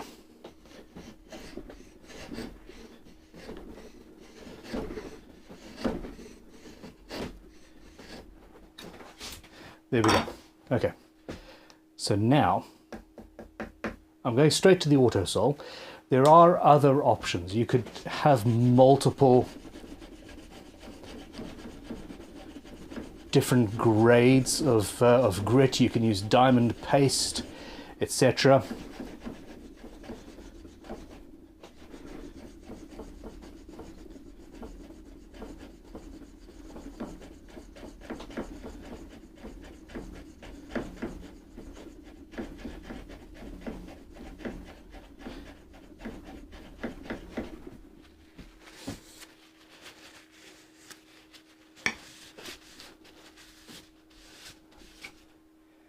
And that there is starting to clean up quite nicely.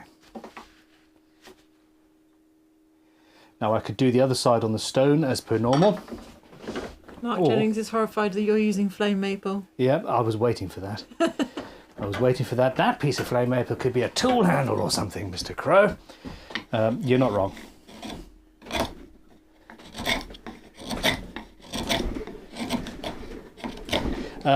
In all seriousness, my problem here is that this workshop,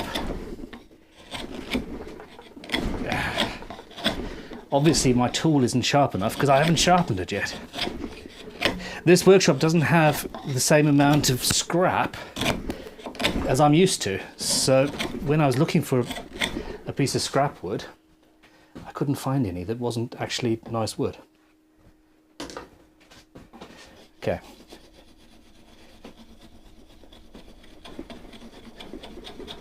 So I tend to bevel it up to it's just cutting. And then as I remove the material, you go in. Now, I must say that my former master absolutely forbade us to share this particular technique with anybody. And I take great pleasure with sharing it with as many people as possible because I do not believe that knowledge should be hoarded at all. Tim Jennings is asking, how much pressure do you apply to carve by hand? You shouldn't have to apply very much pressure at all, to be honest. It depends on what you're trying to do, in all seriousness, and on how sharp your gouge is. If you're having to push hard, then the tool is probably not quite sharp enough, or the bevel is not quite shallow enough, or the wood is just decided to be an arsehole, which also sometimes happens. Matt F's put in a bit of a dig. He says, use the workbench, sorry. That's a bit of scrap right there. Oh my God, you're absolutely right.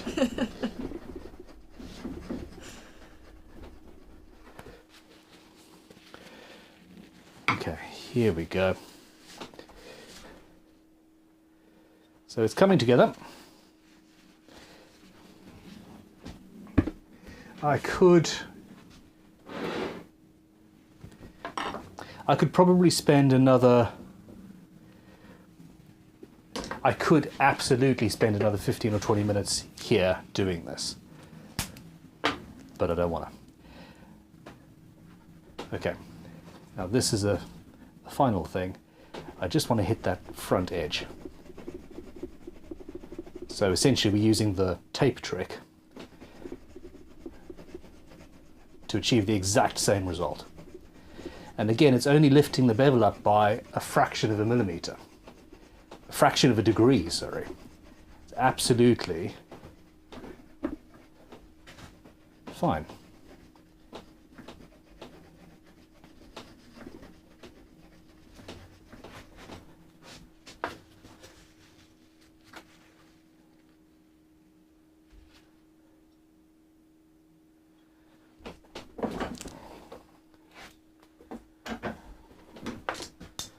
One last pass, and then we'll go onto a strop.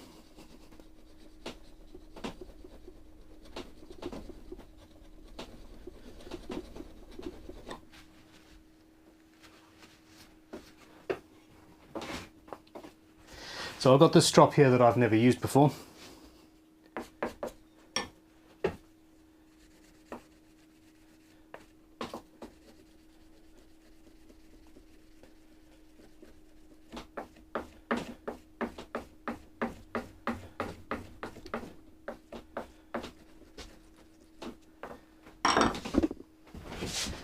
Let's sort out a close-up here.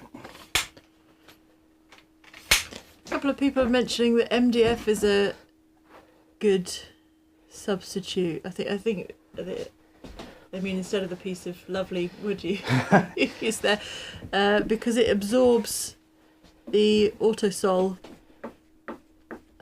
makes a good surface for polishing. Yes, you're absolutely right. It also comes nicely flat, so you can use it for chisels as well, for the same sort of thing. MDF works as a great strop. You don't have to use leather. Now this is not perfectly sharpened. I do need to spend an extra 20 minutes or so. I can see a few tiny little inclusions where the rust hasn't perfectly been gotten rid of, but I don't think any of them are particularly at the edge. So the same strop could be used on the end here.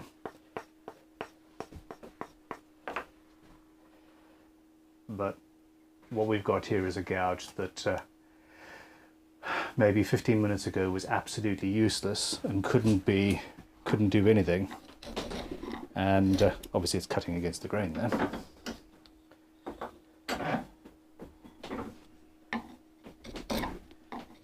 Oh no, cross-grained. Well, should I just say trust me, it's sharp? Here we go.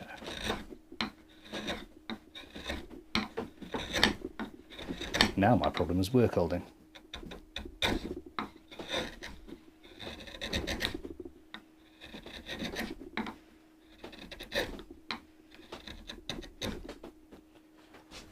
So there we go.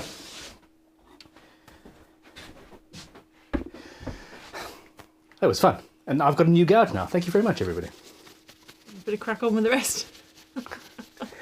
So the beautiful thing is those are all carving gouges, and I'll probably not need all of them ever, but when I need the one, it's the tool I need, and that thing gets sharpened. It's the same way I say to prepare your workshop. It's don't buy every tool that you think you'll need, even if you're buying it from Crimson Guitars and thevintageToolshop.com. Buy what you know you'll need for the next job that you're attempting, and feather it in, as it were. But yeah, that's a lovely tool, nice and comfy, and almost sharp.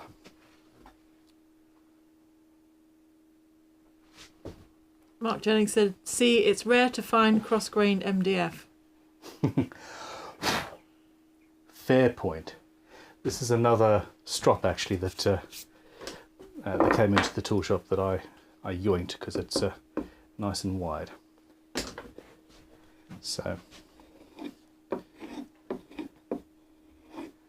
and very hard. Maybe it's Kangaroo. Okay, We have been going for an hour and 40 minutes. We've got another just over half an hour before we have to call it. What other questions do you find people have? Here we go. One from One. He says, thank you for the tutorial.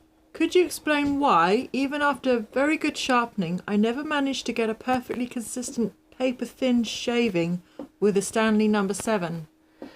Okay, so sharpening is only part of your issue.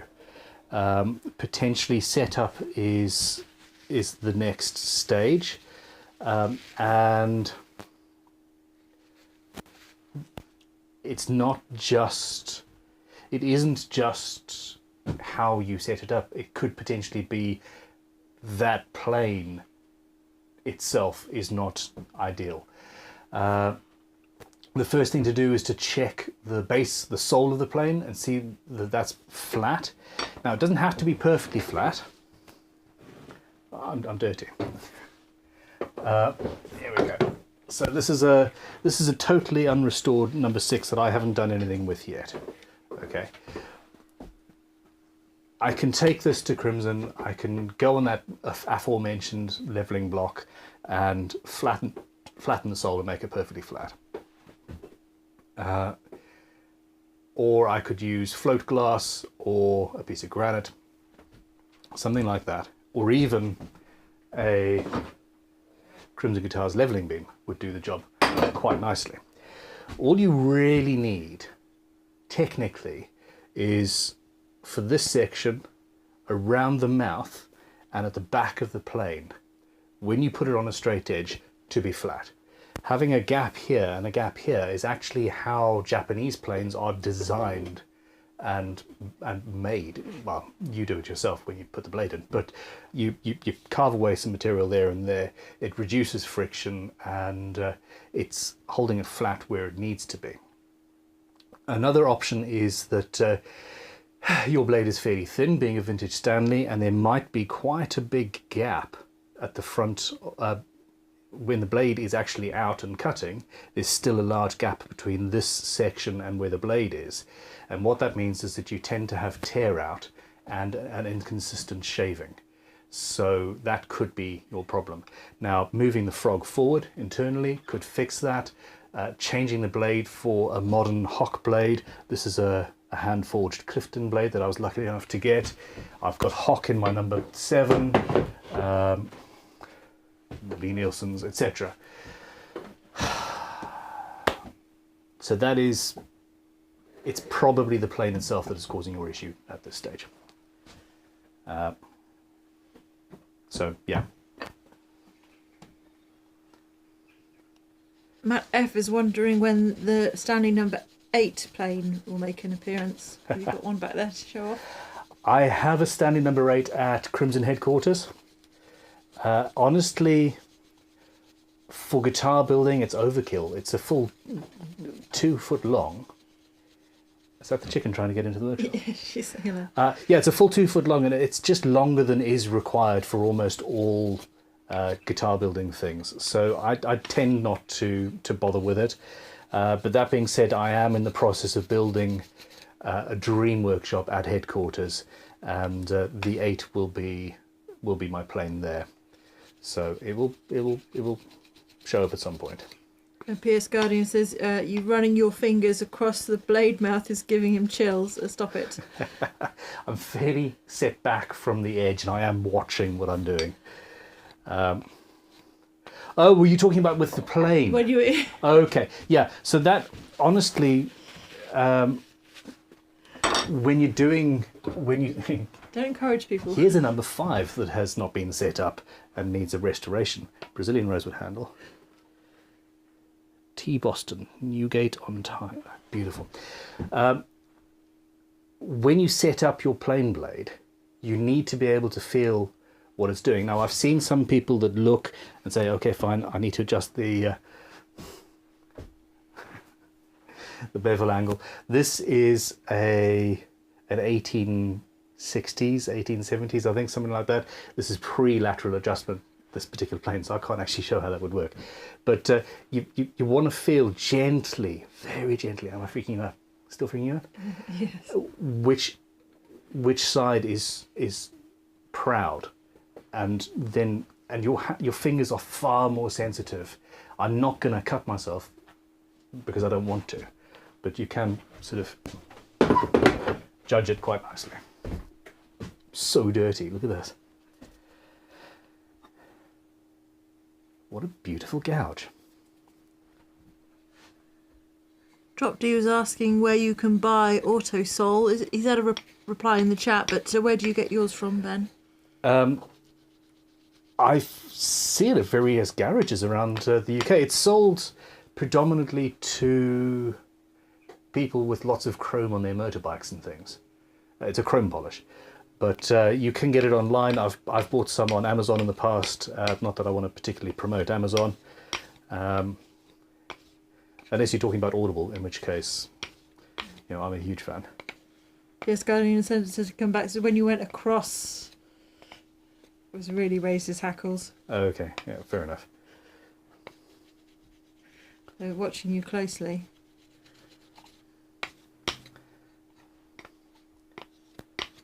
I'm interested to hear because there are so many different ways to do this. Yeah, I'm now noticing there is still some work to do on the inside of this gouge, and I'm going to stop playing now. Yeah, there's many different ways to achieve the same result, and none of them are necessarily the way or not the way. As long as it achieves the edge that you're after, then go for it. Achieving the edge that you're after in the time frame that you're after. So I'm a fan of the Robert Sorby Pro Edge, which is the belt going around. A lot of people like the Waterstone based system, the name of which I'm completely blanking on now. My brain's fried, somebody will tell me. Tormac, there we go. So the new Tormac system. Neither of these systems is very good at flattening the back of a chisel or a plane blade. They're good at getting the bevel right, but flattening the back, they conveniently ignore in all of their advertising media. Now, with the Waterstone, you can use the side of the round stone that's going around and hope that that's nice and flat, and you can put the blade on there and hopefully get that. Same thing with the Pro Edge. You can very carefully show the back end of the blade to the belt, and you can just about get that working nicely. You might need to create a sort of a zero clearance kind of device to go on the shelf to stop it going in and utterly destroying your tool. There is no way, in my opinion, to using some sort of sharpening stone or scary sharp system, and strops are, in my mind, absolutely essential. So there we go. Questions, comments, criticisms? Well, lots of chat backwards and forwards. Stop talking in class. Yeah, come on. Let's have a few last good questions. I think the delay doesn't help. No, it doesn't. It doesn't. Anyway, I'm going to clear this up a little bit. So here's an interesting thing. This is a lapping kit from Veritas. It's various grits of silicon carbide, and essentially you put the lapping grit, the 600 grit lapping silicon carbide, in a slurry of oil on either a strop or some plate glass or even just a piece of MDF. And if you put mineral oil and this grit in it, it turns that essentially into something very similar to a diamond stone. And they do various grits. I've never actually, must be some mineral oil in that, I've never actually used that in anger. Here we go. There's a question from Cryon. Cryon. So I want to get started with guitar building, and I got some old chisels. What is the single first thing I need to get started on sharpening them to begin working with them? The whole everything. I would suggest as a first low barrier to entry, relatively inexpensive system to get into is either a Japanese Waterstone combination stone, which is 800 grit on one side, 1200 grit on the other, and then a standalone king stone. You could probably get that for under 50 quid, or actually probably a fair chunk under 50 quid. I am out of touch of retail prices, I must say. That is one option, and that is how I started and how I learned. Keeping the stones flat is an issue, so you might need another standalone 800 grit stone and then every time you use the stones, you rub the 800 grit against both of the others that you've used to keep them nice and flat. See the beginning of this live stream for more on that. The other option is to get a Scary Sharp starter kit. I know that Workshop Heaven in the UK do a starter kit. It comes with a piece of glass, it comes with a bunch of the different grits that you need, and probably actually some instructions on how to do it as well. And that is also not horrendously expensive and will last you a number of years with basic sharpening once you've got the hang of it. The only issue with the Scary Sharp system is that you need to also get yourself a honing guide of some sort. And I would suggest a vintage Eclipse number 36, something like this. They're relatively inexpensive. You can get them through vintagetoolshop.com.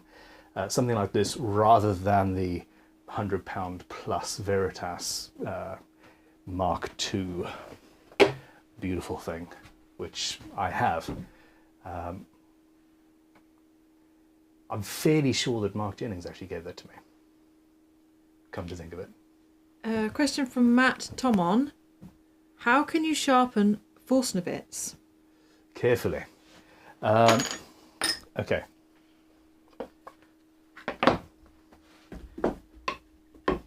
My biggest issue is that my hands are all dirty now, and I'm feeling the need to go and wash them. Okay, so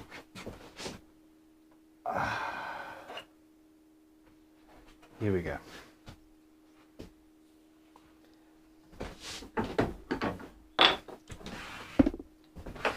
So here is a standard Forstner bit.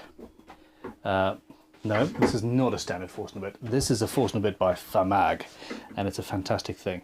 So you've got your edge here, you've got an edge there, and then around the edge you've also got these, which I'm not too worried about those teeth. But generally it's this edge that becomes an issue. And as you can see, actually, this is not in the best of condition. I've had this for a long time and I've never bothered, never needed to sharpen it. See that? That's where you need to spend some time. So essentially, in a vise,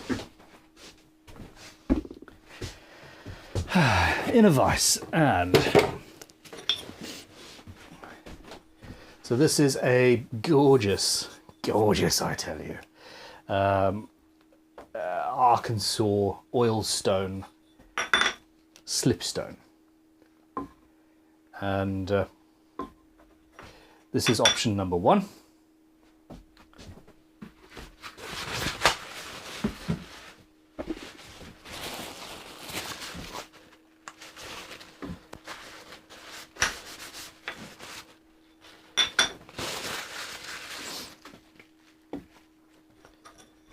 So let's just get some oil on there, and essentially be very careful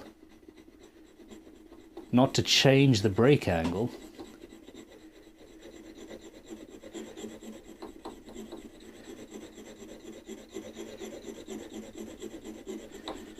You go in and sharpen it. And it's exactly the same process as any other sharpening that you're going to do. You need to hit both edges. Let's get that in tight. You need to hit both edges, and you need to get rid of any burr and any issues, and then that Okay, so that's option number one. You can use a particularly fine file. I would suggest, and this is a bit of a shame, but this is the fine finishing fret end dressing file from Crimson Guitars. It's incredibly, it's a gorgeous little thing.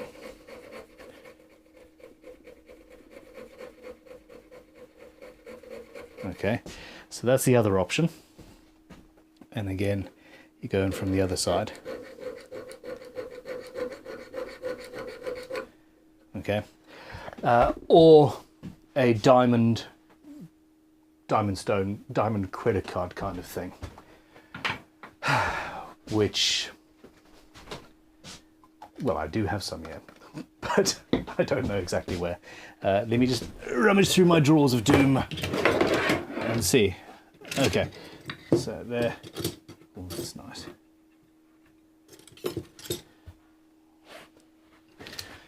Okay, so I've just found a little triangular slipstone, engineer's stone, which would also do quite nicely in there.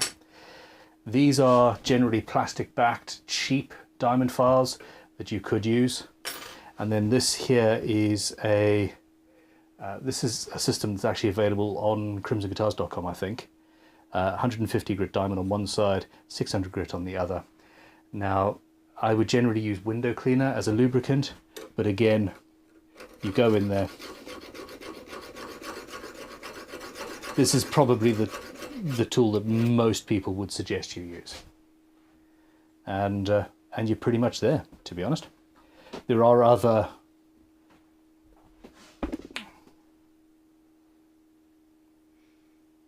options, maybe not. I don't know. Diamond, the way forward.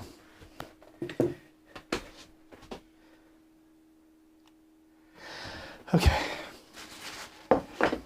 Dave the Shave said, could you do a how to sharpen drills masterclass?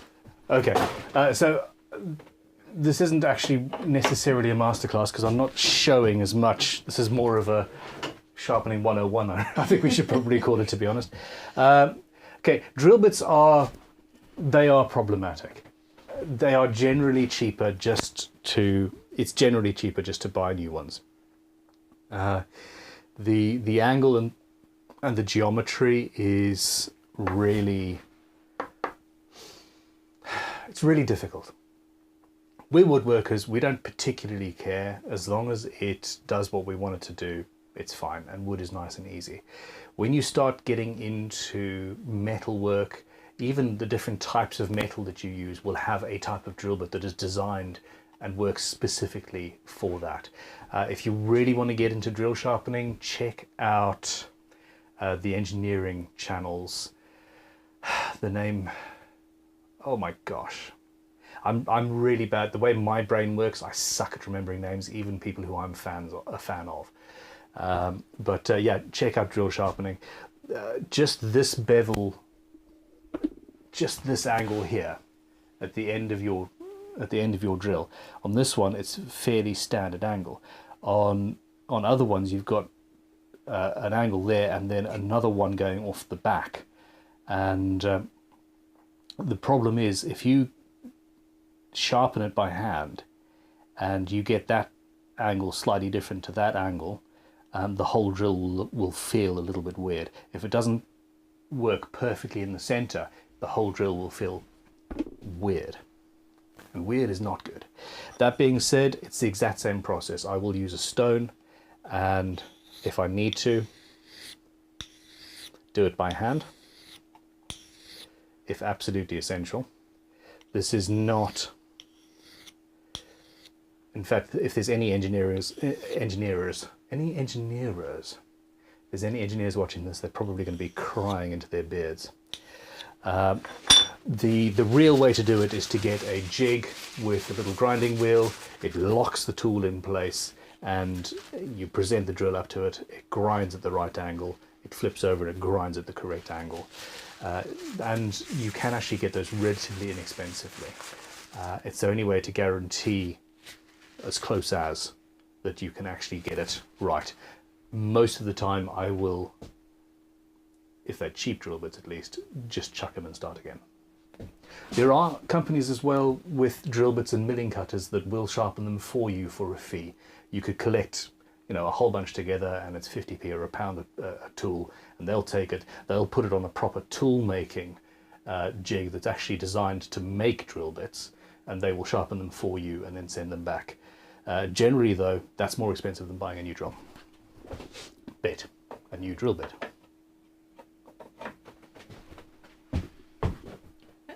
Okay, the chat's been going backwards and forwards about What did I do? bridge city planes, and they want me to ask you what's your opinion, and it's from Lee Valley Tools. Let me guess, did Mark Jennings start this conversation? No, one. One started it. Okay. I believe that Mark Jennings has got a Bridge City plane on order at the moment, and I'm somewhat envious. Okay, Bridge City Toolworks, some of the finest looking tools I've ever seen in my life. They are under new ownership in the last 4 or 5 years. Essentially, most of their things were made in the US. Just incredible stuff. Vastly over-engineered, but incredibly attractive and very, very good at what they do, apparently. I owned a Bridge City Tools, a little commemorative block plane, and in reality there was nothing particularly special about it. It was just a plane. I have better planes here. Now, I sold it because it was a commemorative thing and a limited edition number, and I just, like, you know, if I didn't feel comfortable using it because it was a collectible, at that stage that's how I felt, so I couldn't justify having it. Now, they were sold, and they were sold to the Chinese company that had been making some of their stuff for them, some of the budget range, and I have been told that while most of it is still at the same level of quality as it was before, there have been some issues with some things. But again, I'm just spouting gossip at this point. So if you offered to buy me one, I would say yeah, with bells on. If I had the choice of buying one Bridge City plane for 2,000 quid or 20 vintage Stanleys, I mean, I've already got all the Stanleys I need, I would probably go for the 20, to be honest. Even if it wasn't me and I had far more planes and tools than I require. But they're really, really, really attractive and really cool looking. I don't think I'd ever buy one. Check back in the year. I'll probably have bought one now. What are they saying? What's the chat saying? What is the zeitgeist? What's the general opinion? Just the price, really, I think. Yeah. I don't think there's any... There is always going to be that guy that buys the most expensive thing just because it's the most expensive thing. And if you're that guy, I wish I was you. I wish I had the funds to do that. I think that it is far better to be the person that starts with the cheap. You know, I started with planes that I bought at car boot sales, and I've still got a lot of those. I do have a couple of Lee Nielsen's, and they're very expensive. And I would still balk right now at paying 200 or 300 quid, or 300 or 400 quid for a Lee Nielsen. Right now, when I can get almost that level of quality from a well set up Stanley. There's a law of diminishing returns between a vintage Stanley that's well set up with a new blade and a Lee Nielsen. Now, imagine the law of diminishing returns between a vintage Stanley and a Bridge City Toolworks. I mean, it still cuts. It still does the same thing. It just looks a hell of a lot better while you're doing it, and it is a major flex. I've just decided I'd have to buy some. I was teasing and you didn't react. You just know. Sorry, I'm trying not to miss things on the chat. Paul Needs, he says, I was very late today. Sorry, was watching curling. I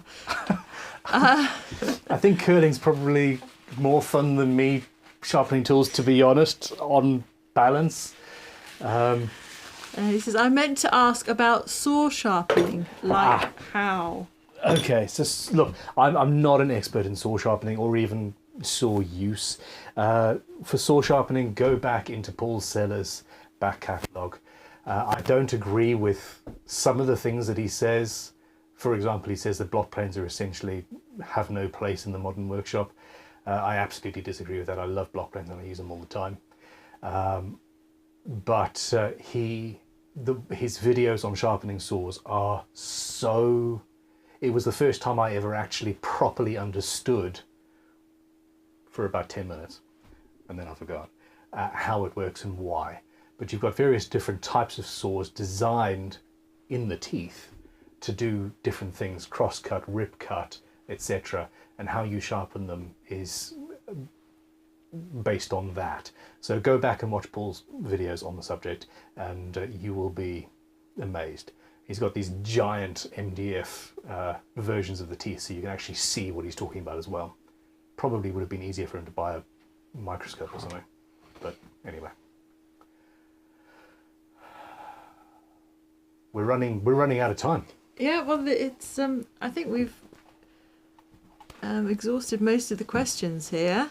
Fantastic. Screwdrivers. Seriously. A flathead screwdriver, you will never have thought about it, but what you need to do is grind a concavity into the end. And what that means is that instead of slipping in a flathead screw, if you've got a concavity going in, the internal section right at the end there will grab the screw and hold properly without slipping. That is how gunsmiths sharpen their screwdrivers, or used to, at least, when gunsmiths were real people. I'm aware that about 40% of you are in America and you have guns, we just don't. But yeah, a gunsmith screwdriver has that kind of a thing, and it's amazing the difference between how that holds in a flathead screw versus what we would call a screwdriver today. Scrapers. I've done scrapers quite a lot recently. Check the videos. Flatten it off with a leveling beam. It's the easiest way. There is an alternative. This is a tool here by Veritas, and essentially we've got an angle iron. You put a file in it, and in order to get the edge of your scraper nice and square, you run your scraper along that and it files. I don't want to do that because that's actually quite sharp already. Now this tool is one that I found at a car boot sale. It had Veritas on it somewhere, or looked like, yeah, it has Veritas written on it, and it took about 3 years for me to figure out what the hell it was for. But yeah, there we go. Well, look, 5 minutes. If there's any other questions, let us know. If not, we will call this a day and say thank you very much for joining us.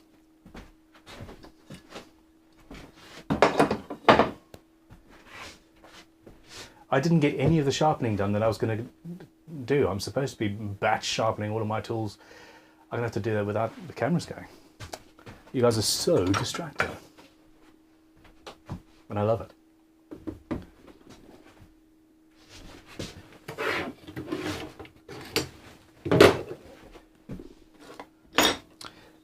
Here's another thing, actually. Standard crimson fret leveling file handle, but with a leather strop on the end. And I use this for, or I have used this in the past, as a little hand strop, which works really well. I've also used this for polishing frets. as a bit of an experiment. And it works in exactly the same way as it does on a gouge or a chisel. Matt Geyer is asking, hi Ben. Hi Matt. Do you still recommend the new Concepts saw? Do you know what? Absolutely not. Look, the new concept saw is incredible. The name, KNEW Concepts, sucks. And for that reason alone, you should just boycott them. No, I had one. I loved it. The way it worked was incredible. The feel, the stability, all of those things. It absolutely is an incredible saw, and I'm not going to say it isn't. The problem is you've got an aluminium section, top and bottom, or I suppose titanium maybe, but I think it's aluminium on all of them. And in that aluminium you've got a threaded section and grub screws that hold your blade in place. Over time, the aluminium strips and the grub screws stop working, and it becomes just intensely problematic. On top of that, the bottom section where the blade goes into, if you're cutting fine metal, which, you know, I do, leveling inlays and things, and mother of pearl and all that, it all drops down into the section where the blade is supposed to go, and that continues to destroy things. Now, mine lasted me about 1.5 years, 2 years, where I loved it. And at some point I was doing, I think, a 12-hour build or something like that, that I couldn't even change a blade because it just disintegrated itself so much. I threw it into the corner of the workshop and went back to a very, very basic antique. Hell, this thing's been broken and repaired at some point by somebody. And this is the tool I use right now. Is it as stable as the new concepts? No, not at all. But has it ever made me want to stop creating things? Not at all. The new concepts nearly drove me from my workshop over time. If you're going to use it once a year, it'll last you the rest of your life. If you're going to use it in anger, don't touch it with a barge pole, in my opinion. JB says, while you're on scrapers, is a burnishing tool necessary? Yes, absolutely. Does it need to be a beautiful burnishing tool? That drawer's not normally open. Luckily there was my shoe that kicked that rather than my ankle. This is an absolutely gorgeous tool that was made for me by a fan, and yeah, I do not deserve it. Hardened silver steel, HSS steel. There we go. Basically, let's get a camera 3 quickly. Come on then. Running out of time. Okay. Leveling beam. Remove the burr. All right. You want that to be nice and square.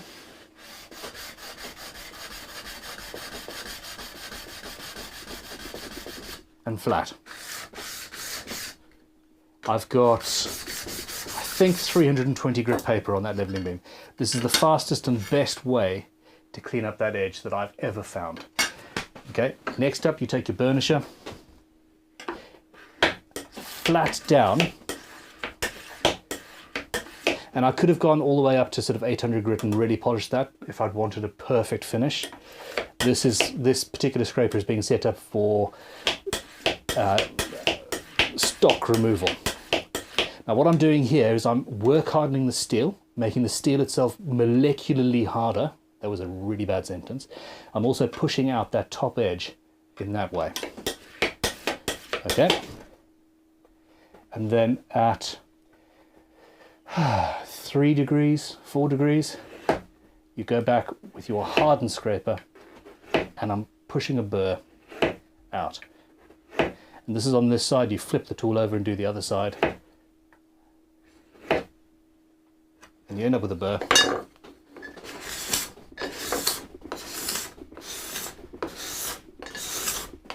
Is that not beautiful? Ta-da! I'm amazing. Applaud. Thank you very much. Scrapers scared the crap out of me. I could never get it right, and what screwed me over every single time was that I wasn't using a leveling beam. I was using an oil stone, and the oil stone, when you're flattening that top edge, doesn't work. It's never perfectly flat. It goes into a groove, it distorts the whole thing, and it just doesn't work. Using a leveling beam that's perfectly flat, you can get a nice square edge with which to then turn the burr over. I can't believe I sharpened that whole thing in like less than a minute. Anyway, I think we need to call it a day so we can go and pick the children up from school. Really, this is the joy of a familial live stream. Any major questions to do before we go? No, I think we've done pretty good. People are saying thanks and. All right. Well, thank you everybody for joining us. Thank you, Mrs. Bunn, for that's going to be with us for the rest of our lives, isn't it? For being behind the computer, and yeah, thank you all of you for showing up and giving us some questions. I am going to have to film an actual masterclass on each of these tools without people peppering questions at me, and we'll get some proper videos done for the main channel. But for now, I hope we've been able to help you, and you have been inspired to take up scraping. These things are amazing. And we'll see you soon. Bye-bye. Bye-bye.